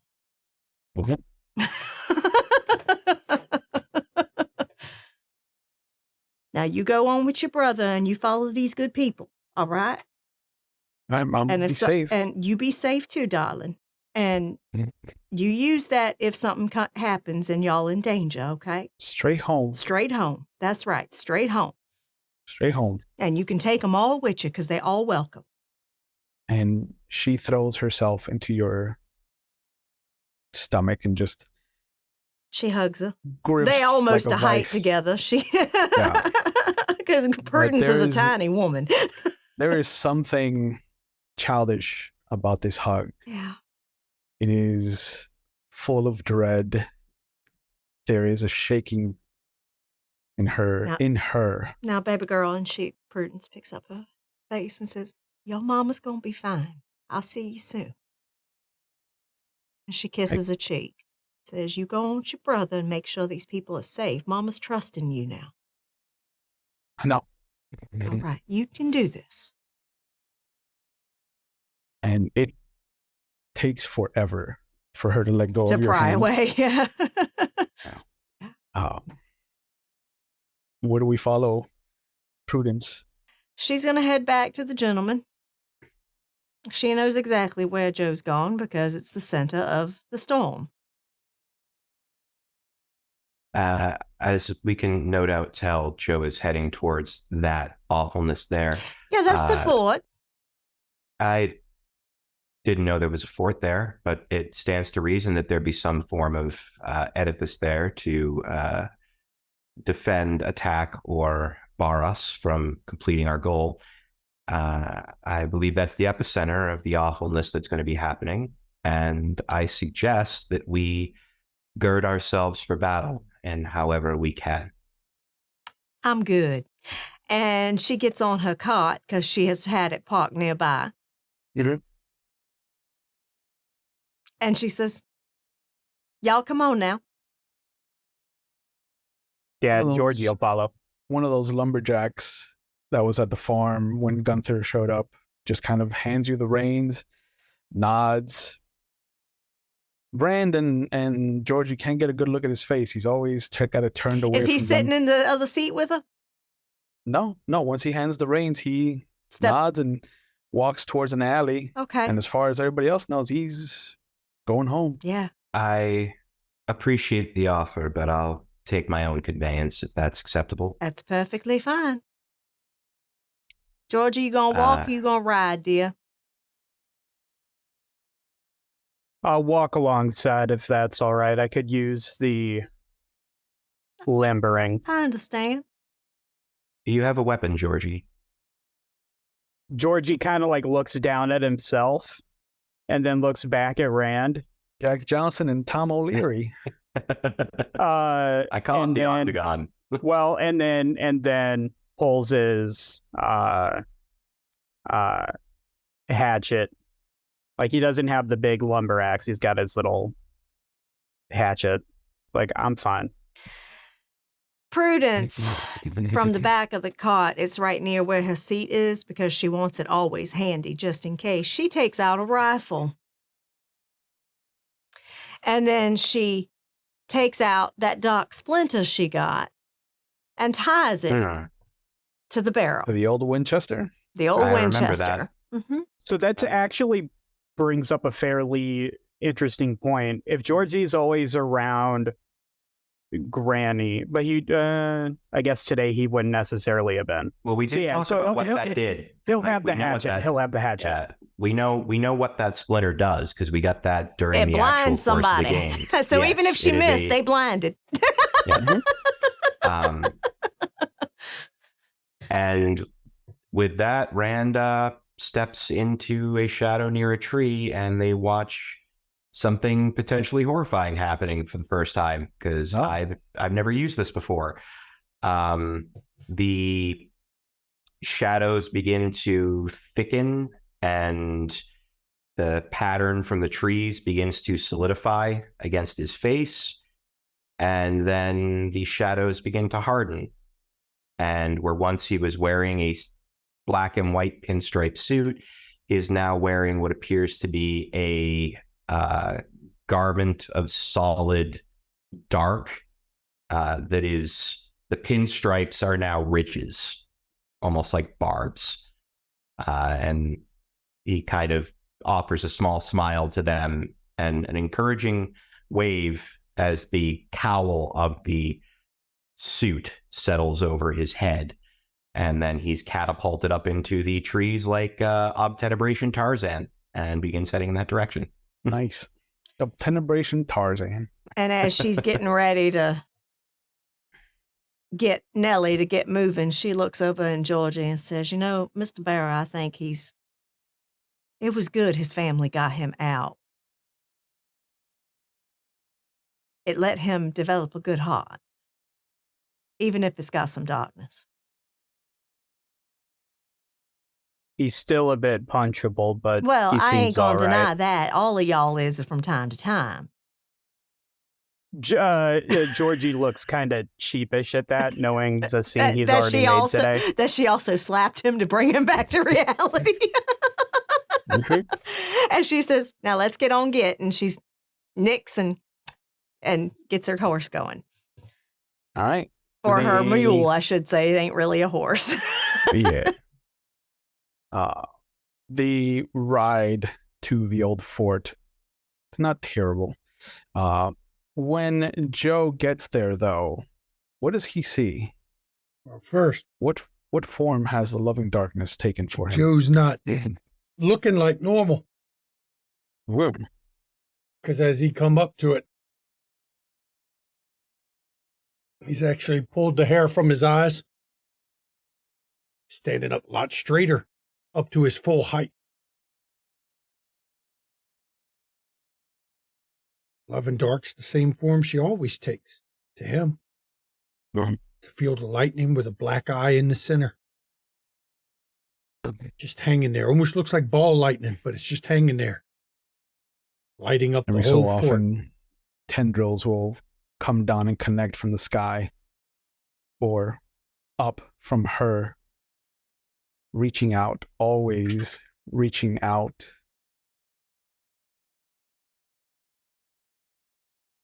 You've come. You wanted me here, I'm here. I don't know, our deal was negotiable still, Always. but I'm here. Demand your damn blood price. Somebody wants to take up your debt to me.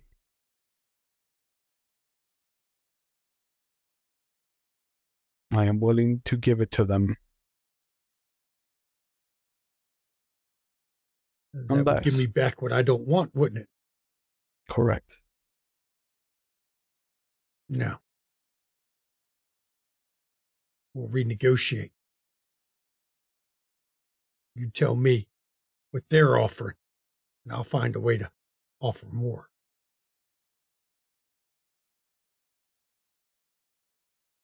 The form of the lightning coalesces, and you can see the swirl now of the clouds starting to counterclockwise spin, telltale sign of a coming tornado.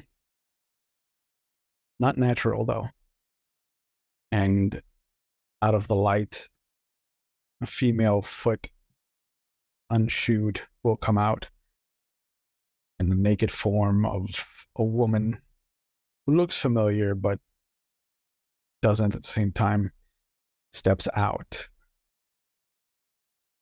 I'll pay whatever the cost is. And you're going to take this memory from me? And you're going to take that little girl? Take it back. Sure as hell going to take back me putting somebody in a grave. I'll take it back. You have to bring us the head of Randall Barrow.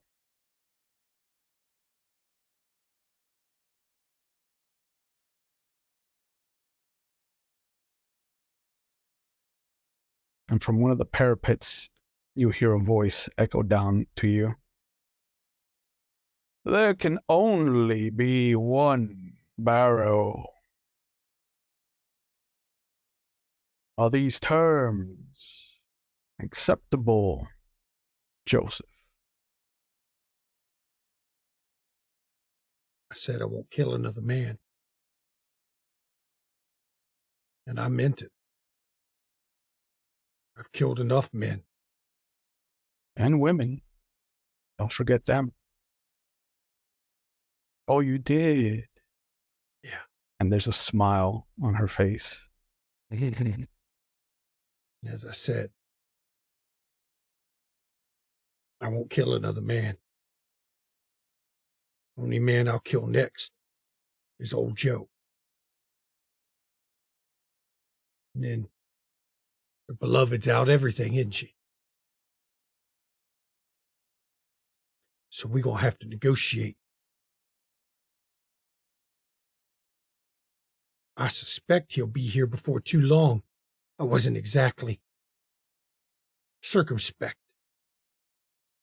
And then damn clouds up there are a beacon for Granny Prudence. It looks like Vernon Barrow is stepping down a set of stairs that don't exist, but that are encased in shadow nonetheless as he comes down around. Joseph, think of the pain that you have tried to absolve yourself of all these years. You can keep going by putting one insignificant man in the ground. The problem is, giving up a lot. The only thing I haven't given up is my damn word. It's all I got left, and I'm not giving that up. I said I won't kill another man, and I won't. I'll kill things of the dark. I'll kill the haints. I'll kill the not dear. I'll kill the not dead. Hollow men don't matter to me either, but I won't kill another man. And I've seen stuff out of Mr. Barrow. He's still a man. He ain't lost yet. Until he is, I won't kill him.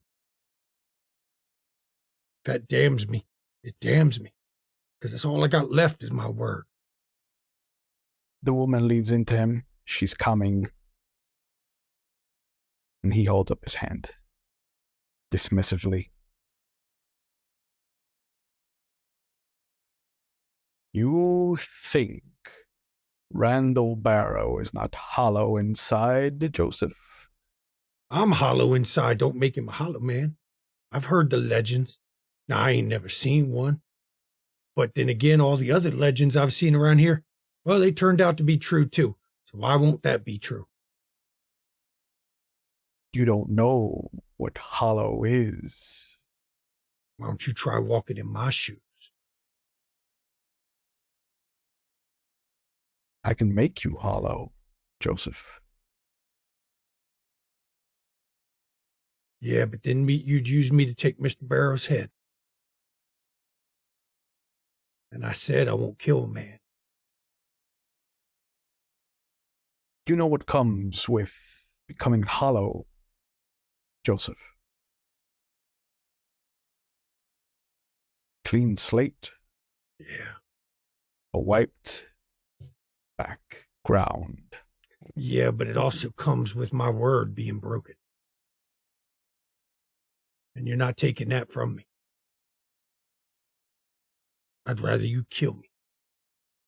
I'd rather she kills me. Because it's all the same. Break my word, I'm dead anyway. That's all I got left. Give me back those memories. And I'll be dead anyway. So we had a bit of an impasse, aren't we? Either way, I lose. But if I'm going to lose, I'm going to lose as I stand now. he waves his hand, and out of the earth, you'll see skeletal bodies start to rise up in their Confederate uniforms, the long dead of the Civil War. And he says, "You are not a hero, Joseph." Never said I was. I'm a fucking monster. I am rotten to the core. Let's see how monstrous you can be. And all of these skeletons aim their rifles at you as Rand shows up with Granny and Georgie not too far behind. And you see as these rifles are pointed at old Joe, he stood up as straight as he can, staring at him, not making a move. Now, Vernon, what kind of coward are you? And the lightning orb vanishes.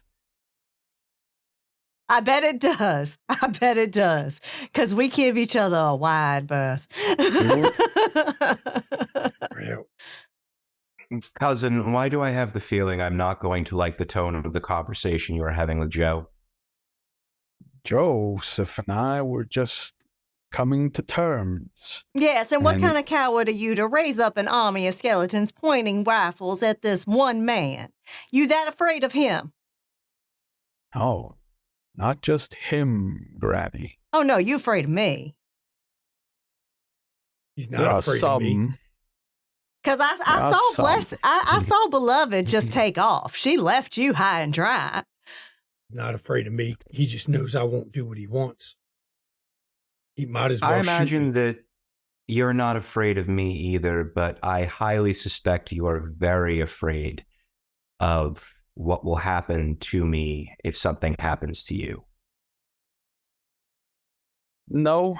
And as he says that, the muskets let off a volley. And the shadow ribbon Yep. hits the musketeers. Joe doesn't even It's move. an He just air- stands there and it's lets an- him shoot him. It's an area of effect, so the obtenebration goes off. I'm just going to call it that because it makes me feel good. Sure. And hinders all of the musket shots. Okay. Perfect. I'm going to spend an XP to ensure that Prudence whispers a charm and all of the musket balls bypass us. Ain't Oh. aimed at you. Doesn't matter. They're going to literally split around us. Okay.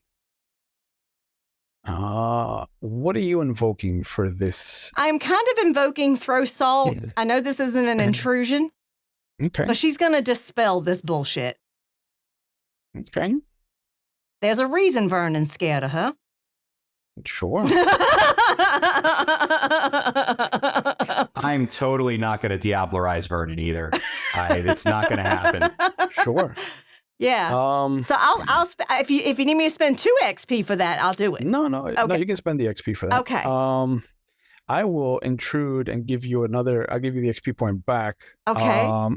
To have you pick 2 of you that survive the volley, and 2 of you that have to Get hit. shot.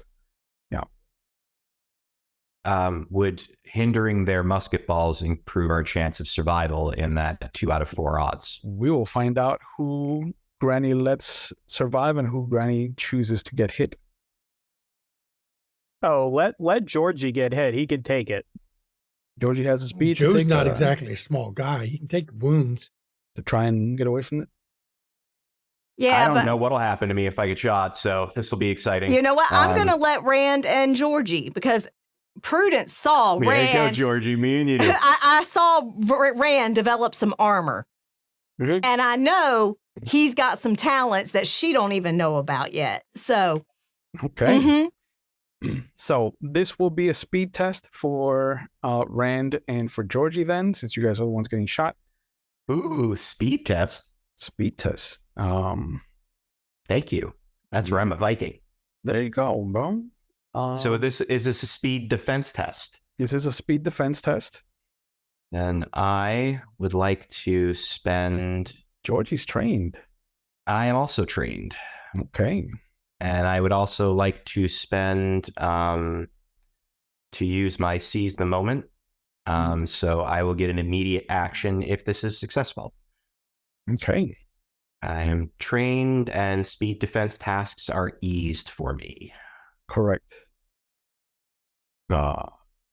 So, with a single ease, it'll bring it down to difficulty 4, target number 12. Then I would like to spend I'd like to spend some to get that down, buddy. I'd like to spend some. I don't want to get shot. I don't like Sure. it. Sure. I understand. I'm not big strong boy like Georgie. I rolled a 19, so I'm fine. Oh, yeah. That's in the critical range. I have also gotten a 19. Okay. Both of you critically dodge these shots that come flying at you. The old... And I can take an immediate action. You can. The old stones of Fort Lewis crumble as the space that Georgie and Rand were just in suddenly get peppered with old musket balls. These are dangerous looking weapons because unlike regular bullets of the Civil War era or musket balls, these are leaving craters that shouldn't equate the rifle bearing that they have. These are like grapefruit-sized holes in the wall. What is Rand going to do for his immediate action? So Rand, the musket balls go off and he's just vapor for a few seconds. He's missed. And once the bullets pass through, he's holding his own gun. And as part of the same movement, he just takes a shot at Vernon. Okay.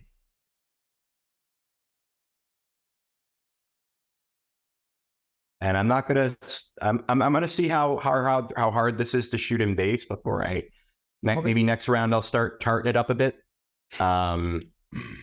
So you are not going to put any effort into it. You're not. Are you trained in small arms? I am trained in. Yep, I am trained in pistols. Okay. So I'll ease it by 1. You got anything else, or are you just gonna have? You're just gonna. I'm going with my die roll. Your die roll, which is a 16, fails. The shot I figured wide. He's and he's now. I'm gonna include him in my hindered radius. Now the webbing starts to crawl towards him, and it's immediately rebuked. Love it. And now totally that I saw I didn't get shot, I'm going to look back at Granny Prudence. You done cost me my safety. Scared her off. My memories are coming back. Don't take this from me, too. Joe, get over it. We have things to focus on right now. Oh, we got things to focus on. I'm going to kill those 3 things. Kill those soldiers. Yep, there's 6 of them. I'm going to kill them. The moment that you turn back towards the 6 soldiers and Vernon behind them, half of the fort vanishes, half of the fort becomes restored in the memory. You have been here before. There's a reason that you came to Salem. Proximity. And in the back, there is a farmhouse. And there is, beyond them, a Confederate army pushing on it. You can see torches, the light of the days, dimming in the background as they're approaching. Roll initiative, everybody. Ooh, I've got initiative actions. All you hear is Joe mutter to himself. East 3 level. Beloved, run away. Because that was what he called her. Yes. Not the blessed light. Yeah. He called her blessed or beloved because he didn't know. I actually got a 20. Natural 20? A natural 20. I got a 6. Joe's a bit distracted. Yeah, I got a 13. 13 for Georgie. 18 trained and raised. 18 for Rand. Nice. Yeah. Okay. So Question with Yes. that critical earlier, Mhm. can I have kind of like used that as part of like his dodge to kind of close the distance on the yeah. Yeah, sure. So Granny will start everything off because of that natural 20 gets to definitely go VIP. Question for you, Game Master.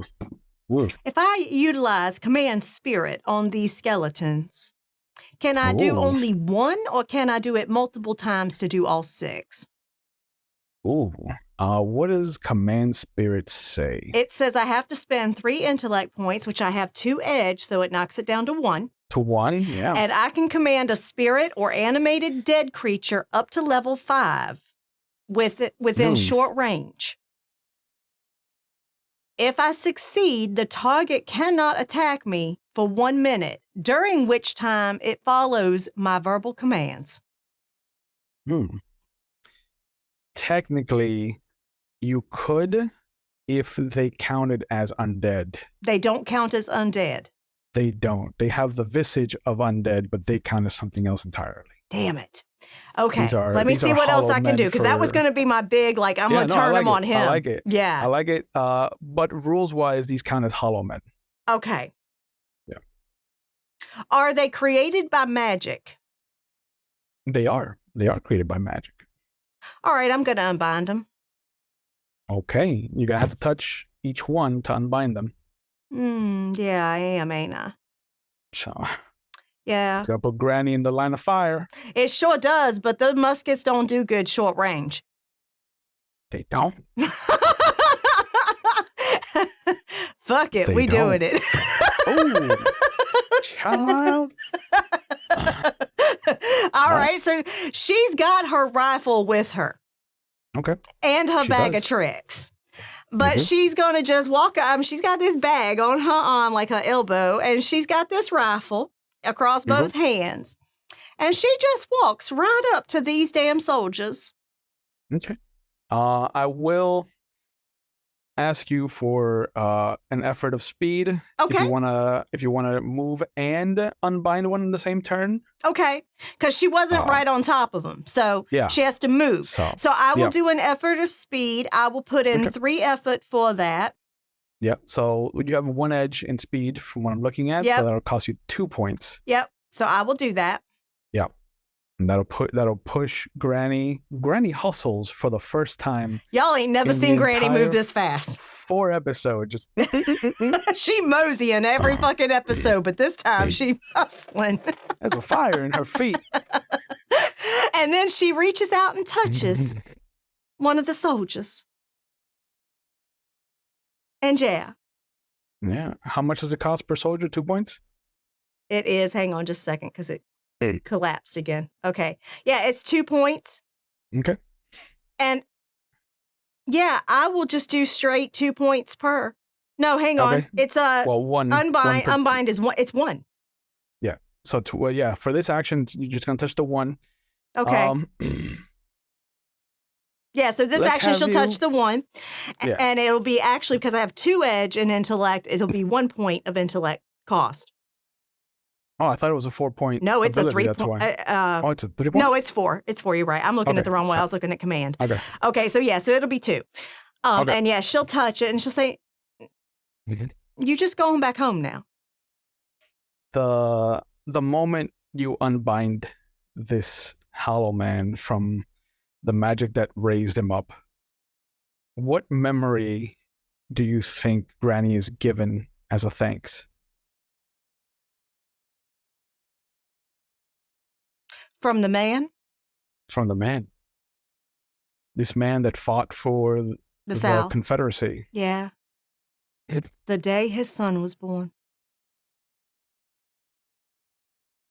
It was the happiest he had ever been. There is a tear that streams down his face. And although that memory is maybe a decade or 2 old, You go on home now. He nods, and the body collapses. True to its name, it is hollow inside. Mm-hmm. There are no muscles, there are no organs. It's just like a mannequin of skin. Mm-hmm. And she will look with great sadness at the next one. And then it's the next person's turn.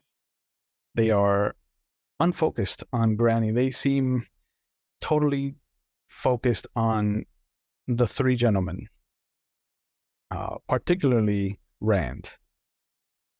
And Vernon will step forward, hold out his hand. I was supposed to ask, but I've never played this before. Sure. Do they have a weakness? The Hollow Men? Any of our opponents, sharp-eyed immediately tells me if they have a weakness. Even Vernon. Oh.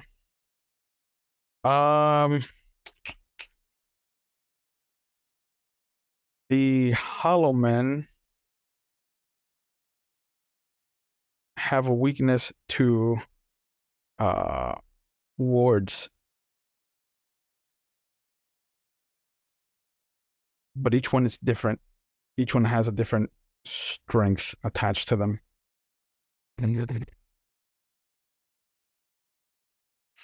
But they cannot, for all the power that is bestowed upon them by the dark, cannot deal with wards. And how about my darling cousin? He has no weakness. Is he considered a hollow man? He is not. Curses. You may continue. But he stretches out his hand, and the shadows extend out, covering the ground in black sludge and turning the ground itself into a kind of quicksand-esque molasses, hindering all speed tests to get close to them. He has seen what Granny has done, and she has gotten close to them. He's going to stop that immediately. He thinks he is. Go on, get. Go on, get.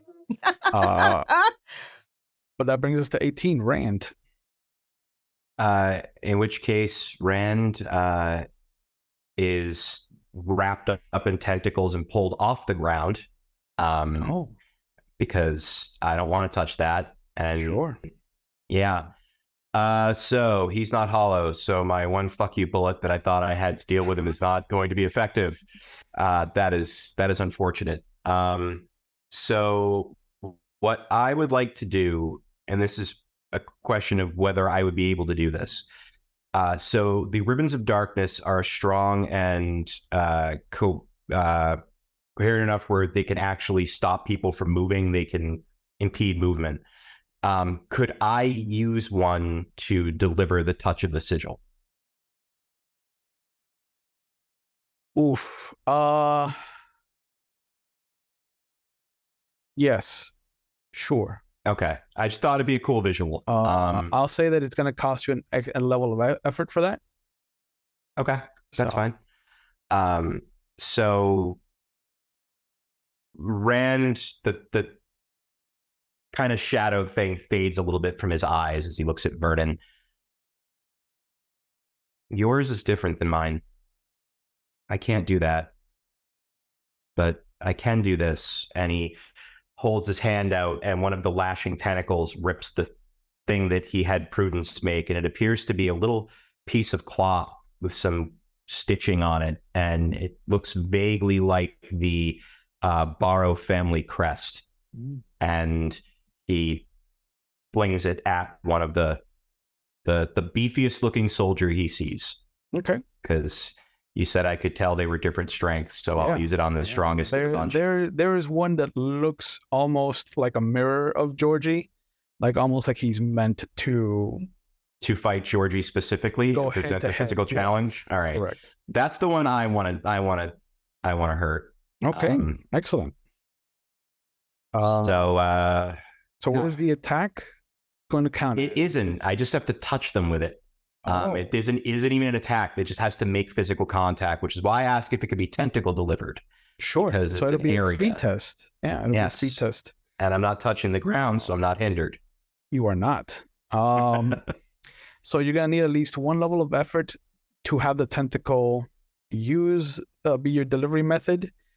So how many extra levels of effort are you? Well, the armor gives me a free level on all speed tests, so that's going to take care of that. Okay. I'll apply.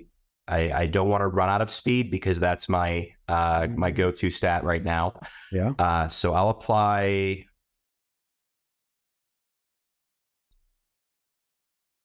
It's just touching them. So does that ease the effect?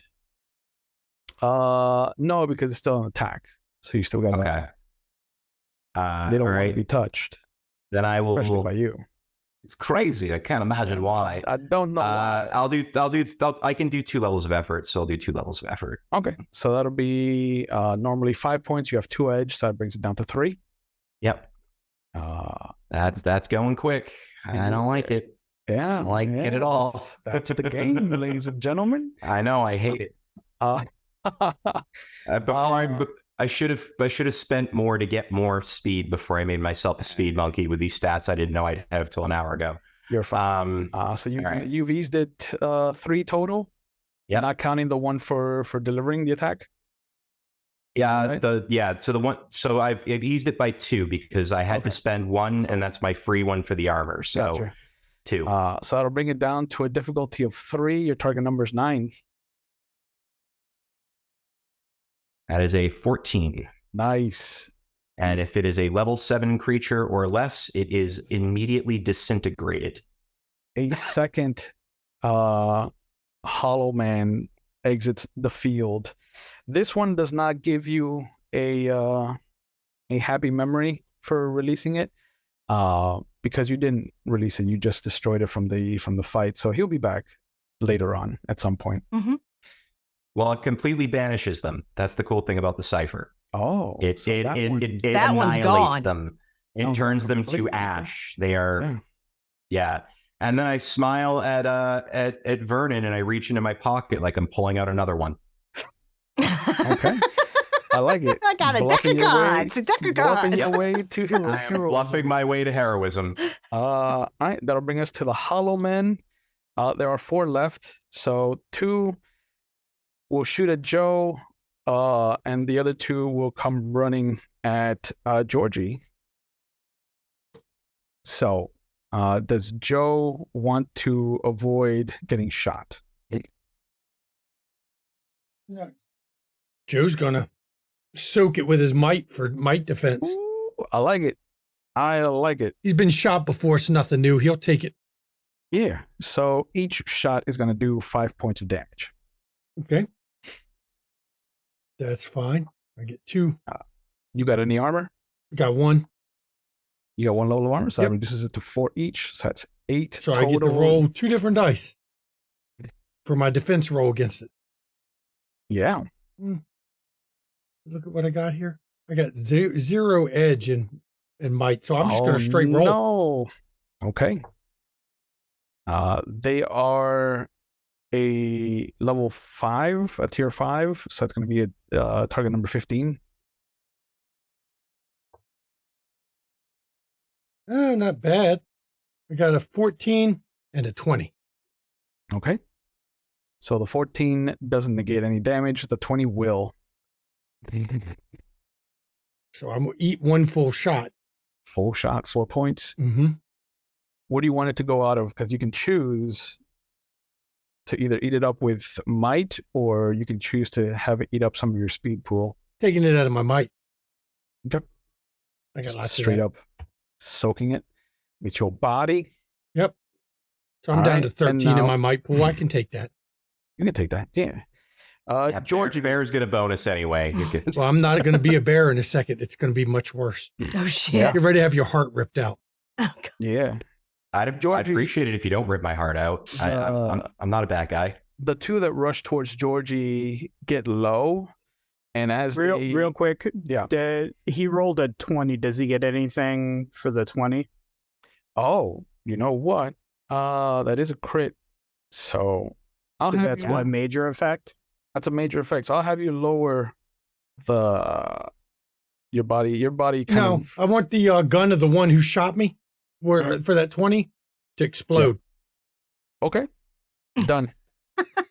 Because it's been in the ground. That rifle's not doing too well. Ain't gonna be very good. It ain't. That ain't no Winchester. Mm-hmm. That ain't a Granny Winchester. blessed. That's what Granny's got. Yeah, that ain't Granny blessed. Good call, Bill. Yeah. Good call. Good catch. Thank you, Calisalvo, for reminding us. Yeah.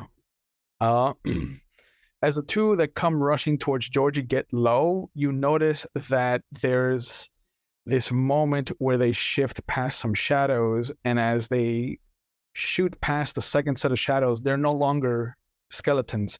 They're pigmen, kind of like small versions of Ganondorf from Legend of Zelda. And they just snort and wail and have this froth coming out of their mouth as they try to bite Georgie. Do you want to avoid damage by dodging them, or do you want to take it with your mighty might? I'll take it and then hit the shit out of him. Well, you always get a free defense action. You got 22 might, you animal? Yeah. I got 24 intellect. I got plans for that. That Shit 22 is mega might. mind. Yeah, For real. all mine are like even 15. Yo, tier 3 characters just don't fuck around. No. So I regret everything. I will try to dodge. Those would be speed tests. Speed defense you are trained in, so that eases it. Anything else you want to throw at this?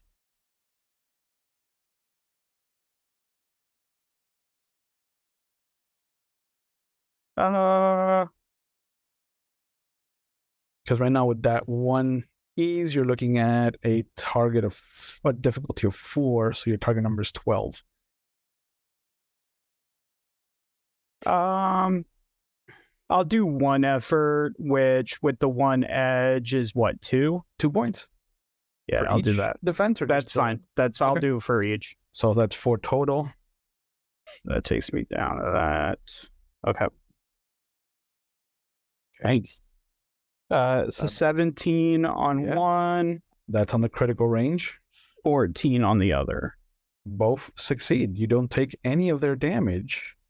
They clamp down on, even though you are shin deep in what feels like molasses and everything drags. The moment these boar-like mouths come towards you, there is this no thank you sensation, and you pull against every ounce of fibrous tugging that this shadow has stretched over the ground, and you are not there the moment that they clamp down. You've avoided 2 bites, my friend. With those 2 attacks, those 4 attacks resolved, it brings us to Georgie at 13. I have 2 of them right next to me, right? You have 2 of them in your face in immediate area. I'm going to spend an experience point for a player intrusion. Oh, do it. It is, I got to find the wording on this, but it's the one where it's basically I can attack both of them with one roll. Yes, I like it. Yeah, perfect setup. Oh, never mind. I can't do it. It's at least 3. Does it count that we've got more than 3 people fighting us? It's just Sure. 3 of them aren't near me. Yeah, fuck it. They're all in short range. Do it. It's the end. It's the last session of the It's game. the last session. Yeah. And they're all impeded by the cloying shadows that are touching them. Okay. Yeah, So the one then, yeah. who had his rifle explode on him, it definitely would have moved up. So you've got 3 in range for sure. Sweet. Okay. then I am going to do that. Yep. Yeah, so that's I want to just make sure real quick, sorry, that there's no extra crap with that. I think it's just So these 3 will be in your range. And so I can only spend the 3 effort through all of them, but there's a separate attack roll for each of them. So how do you split up your effort use then? I am going to split. So I've got 2 piggies and then 1 like soldier. Yeah, 1 fuck all. I am going to use 2 on one of the pigs. Oh. And 1 on the other. Okay. And so the fuck all guy is just taking flat roll. Yeah, it'll just be a flat roll. Okay. So that's 3. And obviously I'm using might with 1 edge. Yeah, so that'll be normally 7 total, because 3 for the first and 2 per level gives you 7. Minus 1 means that you're using 6 might. And that's total. Yeah. So that takes me down. I hope you get a 20 because I want you to knock them right next to Granny. So don't roll a 20. The first one is a 13. That's the second one that you use twice. Yeah. Okay, that'll hit. The second one was a 19. Damn, Oh, that's so in close. the critical range. That is critical. That's a minor. Yeah, so effect. that's 3 more damage And 2 more damage. 19 is 17 is 1, 18 is 2. 19 should be like 3. 3 additional. 3. 3, okay. Nice. Plus 3. Or he can give that up and make a minor effect out of it rather than extra damage. It's up to him. That's true. And then I got an 18 on the third one. Yeah, bro. You hit all 3 of them. And all of them take, or the second pig gets the crit. Yeah, little pig, how much did you do? So I've got my regular hatchet. Trying to see if I have anything that adds to this.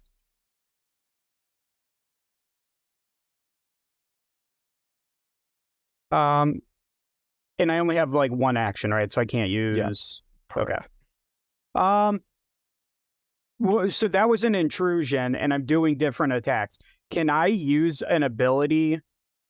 Since it's 1 action, can I use an ability as all of my attacks as well? What is the ability? I want to use Fury. Or I would be fine with using actually maybe I'll do Crushing Blow. Because then that gives me a free level of effort on damage. Because if I'm doing it, basically it allows me to attack everybody as one, as the intrusion. Yeah. So, but then actually, the intrusion is out of turn order. So it's not an action. So then I can do my action. Yeah, correct. So I will do. Fuck it, I'll do Fury. Okay. So for the next, do for this wild swing. So it's 2 additional points for the next minute. Right. But I gotta do 3 more. Yeah. So take that on there. So it would be 4, 5, 6, 7, 8, 9 for each success. 9. Okay. Or I'm sorry. The one that was a crit that had the 3 extras, 9. Okay. The others would be 6. Okay. Got it. That is not looking good for them. But Georgie just swung on 3 of these guys and made it look pretty easy. But that's going to bring us to old Joe at the bottom. For old Joe's action, by friendship with Georgie. Old Joe kind of looks towards where he sees the house that probably isn't there for everybody else. I don't know if it is or not, but I see it. It is not. Don't worry, little one. The kitty's coming. And then I'm going to shape change into the biggest goddamn bobcat anyone's ever seen. Twice the size of a normal Big old bobcat. catamount. Yeah. That's Dire kitty. that was my Yeah, daughter's that's kitty, That's a big pussy. which was me. She used to love that I did that I would shape change to be the cat for her, to give her a house cat. And I'm actually, unfortunately for the rest of you all, I'm charging towards that house that I see. I've got to go save her. Yep. I'm going to save my daughter right now. Joe ain't the first And- haunted man that Prudence has ever seen. Yeah, and It's a big cat, though, I got to say, because I got Everybody great will beast or see- bigger beast shape. It's twice of the size. And that cat could have been pointed at me, so I'm just happy it's running in a direction that's not me. Mhm. yeah. So yeah. There's the one hollow man that still has his rifle trained on Joe, and as he turns into this monstrous kind of saber-toothed tiger of this dinosaur-sized cat, there's a fear that kind of comes over its glazed eyes as it sees this is where things might end this day for him. But Joe brushes past it towards an empty side of the fort that looks to have been crumbled down on itself. That'll bring us back to Granny, though. Yeah, she's gonna make sure she gets up next to that last soldier and just touches him. The one with the rifle? Yeah. All right, so that's going to be another speed effort Okay. since he's a little bit further away. Now, when But he you managed cast to that close distance. darkness, was that considered something I could defend against? Ooh. I don't 'Cause think so. I 'cause think that I target have you. something. What do you have? It would have, it would have been if it was like an attack, yes, but it's an area of effect. Yeah, it's not really. if it's Okay, like the thing I it's can do later unfortunate when I'm better, Unbind it's works different. as a defensive Yeah. thing too with magic. You. But I don't think it was a direct attack on me, or was it? It was not. Okay. So that's fine. If it wasn't a direct attack on me, then I can't do it. I just have to struggle through Okay. the damn shadows. But it ain't nothing. She's used to plodding along. It's fine. Yeah. So if you wanna get to the soldier and unbind him in one turn, it will take an extra level of speed effort. So it's going to take 2 effort. So it's going to cost you 5 normally, 4 total speed. I'll give it. She needs to be quick when she needs to be quick. That's why she got a little bit of speed there. There you go. A little bit of a rush. Yeah, she gonna but be a you little are- winded after this, but that's all right. Yeah. You are removing a ranged combatant. Those guns are deadly. Oh, she got an 18. Oof. Oh, poor guy. Yeah, he ain't gonna shoot. No, he's gonna go back home. This man didn't want to be here and didn't want to be in the war. So what memory does he give Prudence as a thank you? A memory of him telling his wife that he'd come back to her as soon as he could. And she says, "You go on to her now." And he also falls apart, clattering with a hollow thumping that can only come from a kind of skin mannequin. And then she just cuts eyes at Vernon and tilts her head and says, "You really shouldn't dabble with things that you do not understand." He smiles. Prudence, this is my city now. No, it really ain't. And she just smiles at him. And she says, "How's your horse like the new property you bought?" It's not for me. "Oh, but I'm sure you went to inspect it." He smiles and then points at Rand.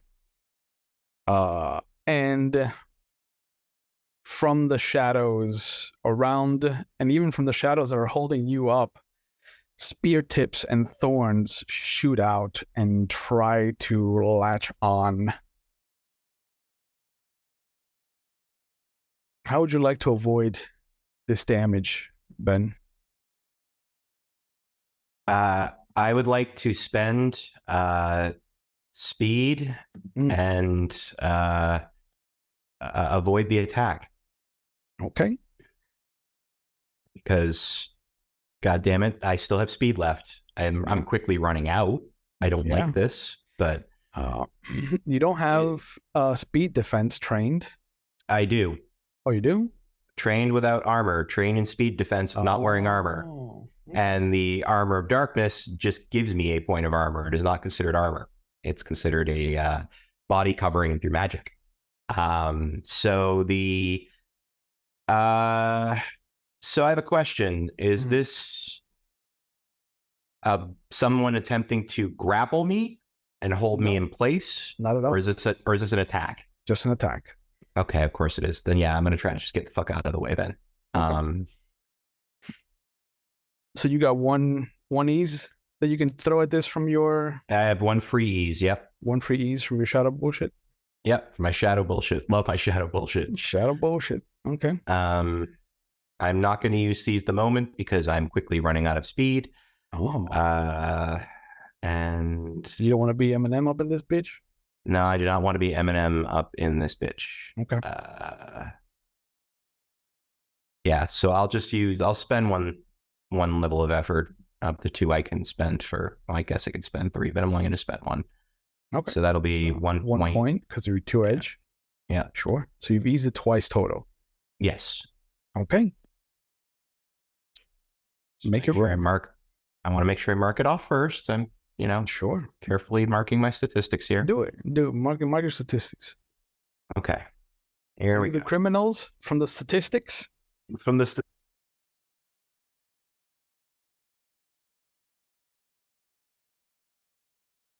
And you muted. That is a 19. 19. Oh, that would have been such a great critical roll. But it is not enough to get you out of the assault. Would you like to... So two easing it by 2 levels and a 19 wasn't enough? Was not enough. Oh, wow. That's a thing. Wow. Yeah. Cool. So, how would you like to use your 19 to benefit you in some way, shape, or form? Because you're going to be taking an ass load of damage. Okay. Can I use that 19 to benefit me in not taking an ass load of damage? No. Okay. Only setting you up. It's only going to be able to set you up. Then I'm going as best as possible. Then I'm going to hope that the 19 makes him so focused on the ass load of damage he's bestowing upon me that he is vulnerable to other people's attacks.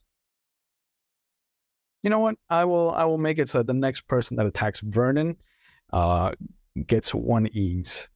Okay, that works. Because he enjoys... He's really going to love what he's doing to me. And I can tell you right now, it's going to hurt. He's enjoying what he did to you because you're taking 15 points of damage. I know. God, I love that. I love that so much. So armor on though, right? I do. I have effectively 2 points of armor. Oh, so that's only 13. 12, yeah. 13 or 12, Will? You just 12. We'll say 12. 12? We'll say 12. Want to go 12? Let's do 12. I like that math. That math works for me. There you go. So that's coming out of my might. Yep. Coming out of something. Yep. It's coming out of my might. Okay. Cool. Ow. Yep. Ow. Hated that. Hated that so much. You don't like it? Absolutely loathed it. Perfect. It's your turn. You're in the 18. That's cool. I really like that it's my turn now. Well, since I'm still standing, I guess my attack is eased. So I will. I guess I'm the next attack. So I guess you want to attack Vernon instead of just booking? I can't. I have to keep his attention focused because the people that can hurt him are the witch who's gonna hobble over there and Georgie. So I still got a little speed left. I'm quickly running out, and now that I know a 19 wasn't enough to do anything, then so you know, no, I want to make it easier for Georgie to hurt him. Yeah. Is Georgie still surrounded by bad guys? Georgie is still surrounded by bad guys. Yeah, 2 pigs and 1 fuck all. Okay. I thought I took care of the one fuck all. No, you took care of the one with the rifle, didn't you? Yeah, there was another. Oh, there was. yeah. Okay. So there's still 3. Yeah. Okay, we've gotten rid of 3, and there's still 3. Okay. Yeah, and all 3 of them are right around Georgie. Yeah. You got this? That'll be fine. Okay. I don't.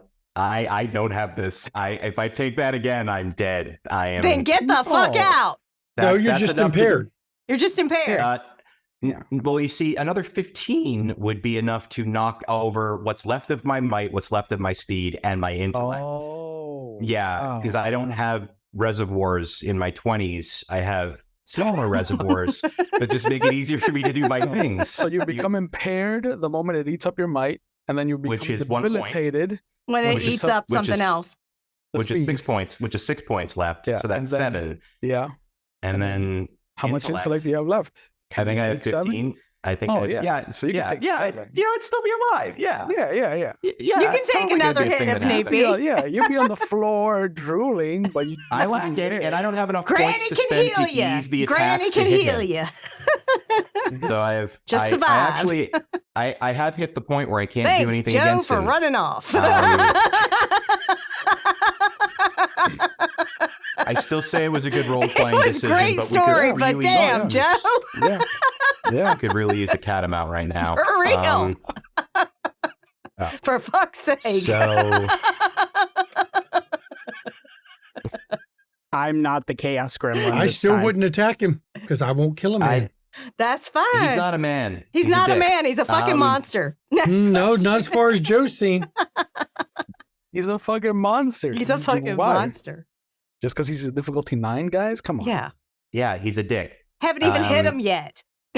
Yeah, we can't. I statistically cannot hit him. So I will instead do what I do best, which is escape. Oh. So I zip off. I'm out. I zip off to a higher height away. Okay. And I will marshal my resources. And I will hide from him. There you go. Go Because for I it. have enough- Because I have an I have idea. enough- Yeah, I have enough intellect. You can take an action to do one of your heals, one of your You recovery can do rolls, one of your 'cause recoveries. It's one. So I can either do one of my recoveries, or I can use the action it takes for me to use my blend into darkness ability, which I would rather do because hopefully he doesn't have Georgie's sight and he doesn't have Prudence sight. So I'm going to do that because that just flat out makes me invisible, and it costs 2 intellect, which means for me it costs nothing. You got a lot of faith in a hopefully right there. Mm-hmm. Yeah, I kind of do in the because hopefully. That's plus all I right. have He's going to be actual real stealth, fucking so- distracted once it comes back around to Prudence. Yeah. So do you want me to bother rolling stealth, or am I? No, you're fine. invisible? You're fine. Okay, thank you. When it comes to that, we'll see. Yeah, we'll see. And But it- yeah, Yeah. Prudence about to focus and on he's still him impeded. because Georgie's got Yeah. 3 and she knows he can waylay 3. Damn. And all of the enemies are still impeded. I did not disrupt, Okay.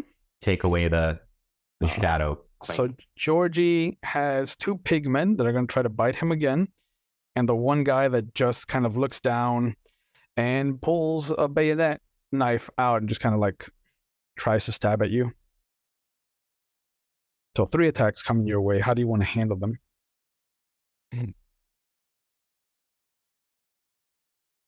I'll try to dodge. Okay. So 3 defense rolls. You want to throw any effort at them? The bites are going to be might, defense, and I'll let you choose whether you want might or speed for the knife. I will do Dealer's choice. speed for the one that I can do speed for. Sounds good. And how do you want to roll them? And then I will do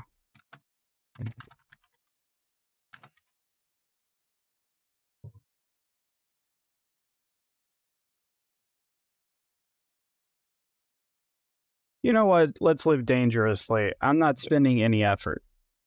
Oh, okay. I like it. I like it. So I'll do Flat the rolls. I'll do the knife one first. With the one or the edge only counts for when you're using effort, When right? you when you're using effort. And so the first one is 3. 3, so you're gonna take 5 points of damage from the knife. No. I haven't rolled yet. I'm just saying. Sorry. So Edge only matters if I'm using effort. if you're using effort, yes. Okay. So, Then yeah. you have a speed defense and a might defense training, right? If I remember correctly. Yeah. So I have that's gonna all ease of the defenses at least trained. Yeah, so it's going to ease it by 1. So you're looking at difficulty 4, so your target is 12 for all of your attacks. 12 for the first one, Nice. 20 for the second, Oh, okay. 18 for the third. Okay, so you got no damage coming your way. You resisted all 3 attacks, and you got a pure crit, natural 20, and then you got one of the crit ranges. I don't think you can do anything defensively with an 18. With the 20, though, I will let you ease your attack on that pig man if you want. Oh yeah. Done. Swing away, Bobby. I'm going to spend an XP to attack all 3. Oh, you're going to do another intrusion? Yep. Just blow it all. Blow it all. I haven't used any XP yet. Okay, don't get crazy. Don't get loud with me. I have no XP left, so yeah. 15 I got on 2. the first, Okay. 17 on the second, Yeah. and then 13 on the third. And you have training with your axe, correct? I am practiced with all weapons. Okay.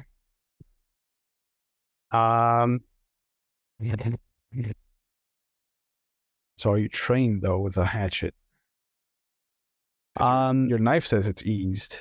Your hatchet doesn't say. But I have a thing. Where was it? I had a thing where it said specifically that it's like you don't get like hindered or anything with using any weapons. Okay. Yeah, you just don't get any ease from it if you're not Yeah. trained. Yeah. So yeah. So you'll miss the fuck all You are die. practiced with light, medium, and heavy, and suffer no penalty when using any kind of weapon. Okay. And all of the enemies are hindered in defending themselves. Oh, so that'll help. Actually, that will make it so you hit all 3 of them. Just because of that. And because that was my intrusion, Yeah. I am going to do Fury again. yup. Okay. Um, Eating through their might. Through their health, rather, because they don't have stats like normal people. Oh wait, no. It was for the next minute, and it hasn't been a minute, so Oh, I don't have to use no. Fury again. No, it's still going. So it would be. I'm trying to remember. Were any of the attacks crits, or it was the defenses? No, it's just that your defenses were crits. Defenses were. So then that would end up being 6 more to all 3 of them. Okay. So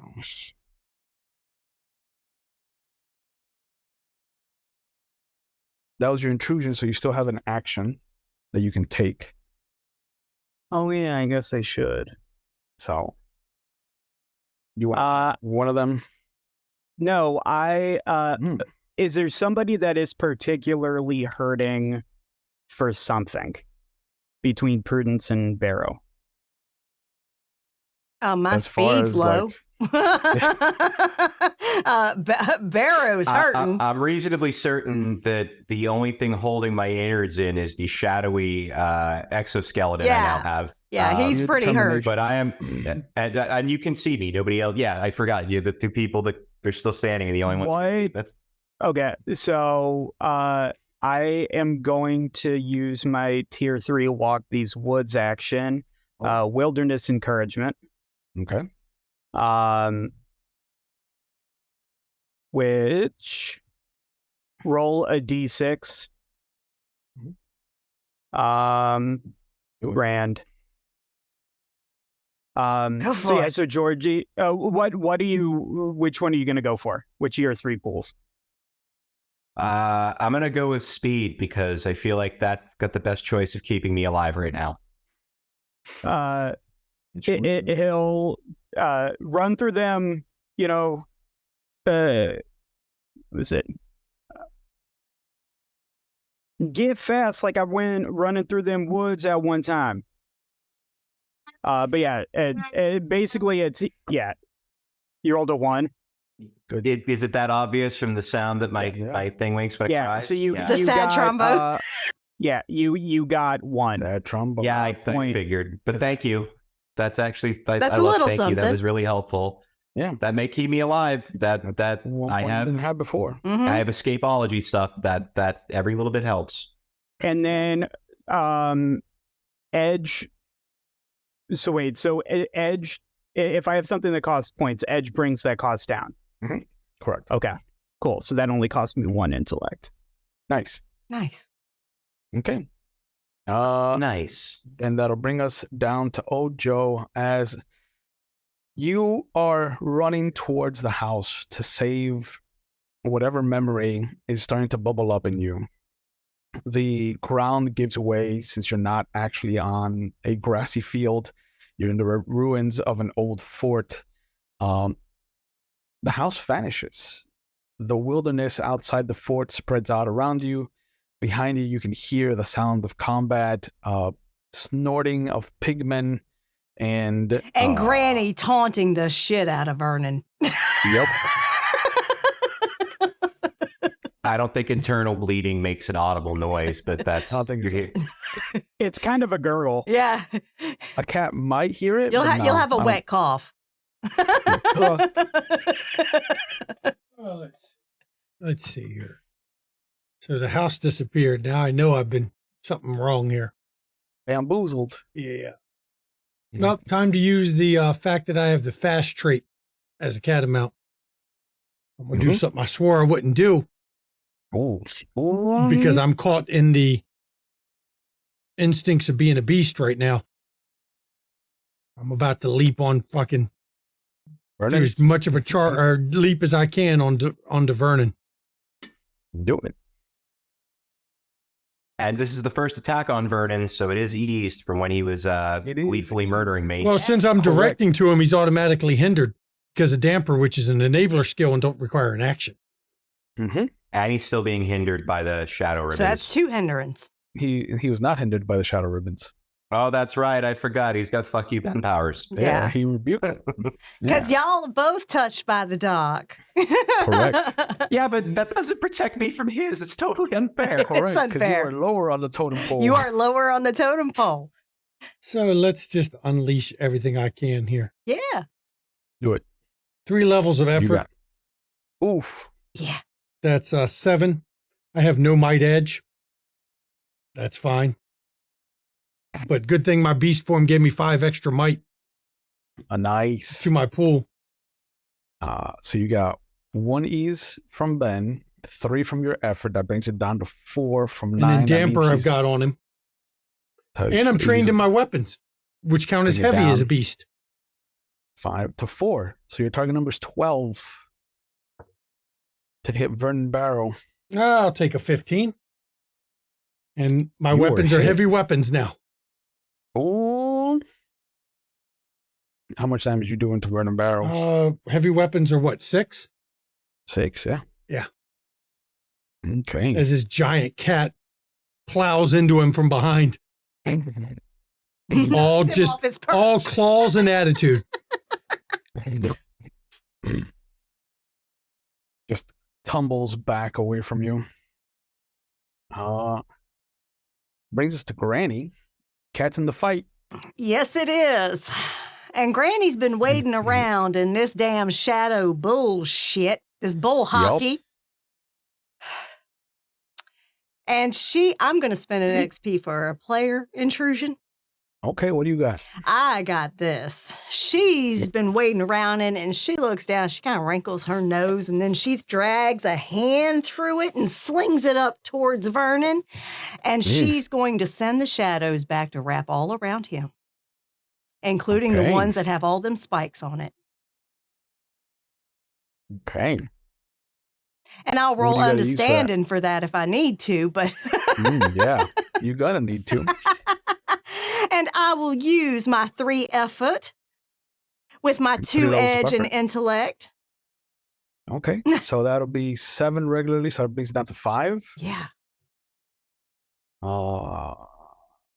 3 brings you to difficulty 6, so you're looking at a target number of 18. Yeah, that's a 20. Okay. That's why I was like, oh shit. Yeah. There is a stark difference between the others and the darkness. Yes, there is. Just as there is a stark difference between the darkness and the green. Yes. These elemental forces are primordial, before man, before Pangea, before there was Ancient an as earth. the matter that makes this earth. We are all stardust. We are all made of star stuff. Some dance in the light, some revel in the shadow. And some just mosey on in the places in between. And the moment you understand that Vernon Barrow has allied himself with a nefarious darkness that Mhm. harkens back to an era where mankind feared stepping away from fire. There is this infinite level of sadness that the darkness represents. Mhm. And it makes Joe look like he is in a Dandy Bear, a Chuck E. Cheese, with the amount of trauma and depression that he's fighting on a constant basis. Touching it and throwing it back at Vernon, you know, irrevocably has tarnished your touch to the others. I Small understand. price to pay. I But understand. you can't fight shadows unless you get dirty. Granny will do what she's got to do. As And her you mother throw before them her, back. her granny before her, and all those before. You throw it back at Vernon, and Vernon stands there for a moment, incredulous. The look on his face screams, "How dare you!" It's a look that you've seen before on men. Yes. Who are you? Some woman in a house on the edge of town. Putting know? me in my place. Mhm. What do you know? Mhm. Living in the backwoods.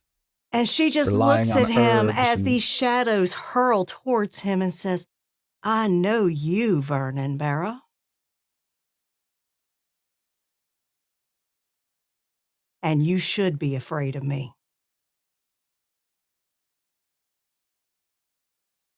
And then The they moment hit. he hits the shadows, he himself is thrown back against the shadows cast on the fort from the little bit of lightning that dances across the sky above you as the tornado threatens to eat up this entire fort and everyone inside of it. And as he crashes against the stone wall of the fort, the storm dissipates, the hollow men crumble, and the puddle of black seeps into the earth around you. And there is this calm as the wind stops. It dies down almost instantly. The black clouds start to dissipate, and there's streaks of moonlight from the almost full moon above you.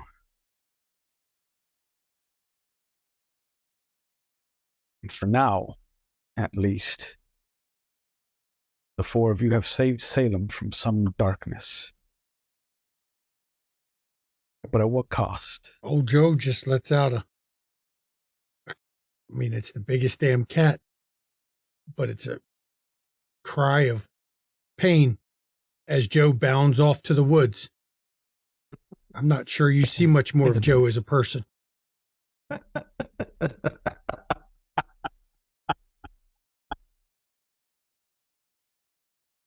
But you survived. And maybe by you driving Vernon away this night, Salem survives a little bit longer. The Palmers will be waiting for him to come back. Well, fortunately, there is a Barrow here to inherit the family estate. Okay. Granny's, And at some point, Georgie's gonna go looking for Joe because he's got a score to settle with him. Yeah, he's got to go wrestle a jungle cat. Granny's using her rifle. She never even shot it. She's using it like a cane because she is winded all to fuck. Taxed And all to hell. she reaches down to grab her hat because the wind blew it off and knocked her hair loose. A tendril appears, and the canary is holding the hat. Oh, and she takes it from him. Yes. And she says, just hops it over. Thank you, Mr. Barry. You need healing? You all right? Oh, I believe I am several shades from all right. I think I can feel several organs perforated. I don't like any of it. Yeah. But we need to get away from here. Well, first, come here. Oh, yes, of course. And she will heal and soothe. It's 3 intellect points, which means with 2 edge, it's only 1. Yeah. God bless and keep you. Soothe away. and I move him 1 step up a damage track. So basically, a debilitated becomes impaired becomes hail. Yeah. As Granny kind of sets him on her cart and starts to look over his wounds, whatever else happens between this group, we'll have to come back to at some point, because for now, this story has ended. You've won. The night is yours. Yep, Joe's just become the legend of the Appalachia. Yep. The cat that shows up when people are in danger and think they have no hope. The cat that shows up to save them. Mm-hmm. And then, earned at some point. That's his redemption. And then a day or two, Georgie's following him. It was just like, I heard this damn sightings. I seen it. I heard it. We'll have to have a look at those papers for this merger that you're planning. I don't know if it's necessarily something I want to pursue. Willow Barrow has a head for business, so your presence won't be necessary. But yeah, we'll see about that. Thank you guys for letting me tell this ghost story. Yes. Thank you for running It was it. fun. I'm going to be going quick. Thanks, Will. I hate to do it, but I'm going quick through our outro because we're at 3.5 hours already. Yeah, it's late. Yeah, it's late for everyone involved. So, all the normal shit. Please join us on the Discord. That's where the cast come from. Catch our back episodes on YouTube. Get you some studio merch. Check out our friends. I will give, Ravenous Archon a chance to shout out his thing in a minute. You want to support the players, bits and donations that go to the players, not the studio. Support the studio. Subscribe on Twitch. Pop over to KoFi, give us a coffee, or if you're on YouTube, just do the YouTube thing. Subscribe to the channel, notification icon, comment. There we go. I'm going to let my wife give the schedule because, yeah. All right. So coming up over the next week, we have On tomorrow, episode 2 of our new Vampire Chronicle, Kansas City, A Domain Divided. The coterie has made its way onto Kansas City, and we pick up from there about 3 months after the last episode, which was the premiere last Friday. So join us at 8 p.m. Eastern for that. Saturday, there is no stream. This is on break for the weekend. And Sunday, there will be a marathon of Windy City After Dark, our completed Chicago Chronicle for V5. So join us at noon Eastern for that. That'll run until about 8 p.m. Eastern. So just have that going in the background while you do stuff throughout the day, and join us when you can. And then, of course, Wednesday, we are back at 8 p.m. Eastern for Vampire the Masquerade Dark Ages, our Transylvania Chronicle, with myself and Ravnos Archon and June Yvonne Esch and Zach Rules and Maddox at Shanky's table playing naughty vampire gods, because we are elders in a time when elders really did rule. So, yeah. And then on Thursday, we got nothing because this is over. Thank you so much for joining us for this story. Yep. Go ahead, Ravnus Archon, tell people where they can find you.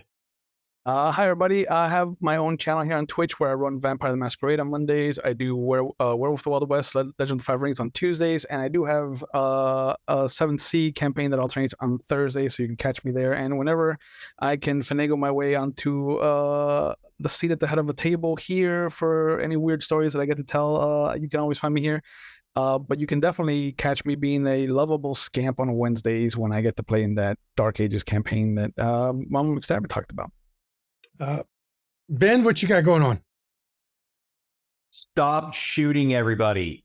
That's what I've got going on right now. I've got people that I love not more than 45 minutes north of where I live that are being forced to go through yet another fucking tragedy, and it needs to stop.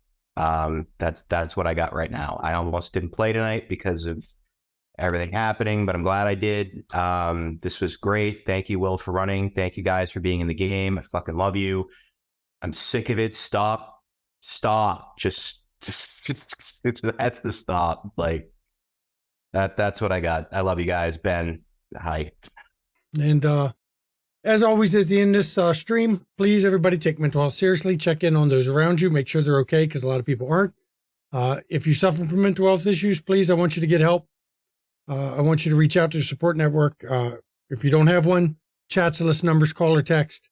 If you're watching this on YouTube or you're not in the U.S., find ahelpline.com. Go there, put it in the country that you're in, and you'll get the help you need. Because mental health is health. I hate doing this quick, but I'm burning up hot, and We need to eat. And I'm in a bit of pain right now. So that's all I got to say. All right. And please, everybody, get your flu shot, get your COVID booster, and fuck the GOP. Make sure you're registered to vote, and make sure that if there are elections this year for you, that you vote in them, because state and local elections are important. Every vote counts in those. And next year for the presidential, make sure you're registered, and fuck the GOP. Let's just end them. Let's take away their fucking power base. Everyone vote. And I do thank everyone for coming. Thank you, Reverend Archon, for running this. Thanks, Timber Brad and Ben. See, Ben, I refuse to kill you. So good night, everybody.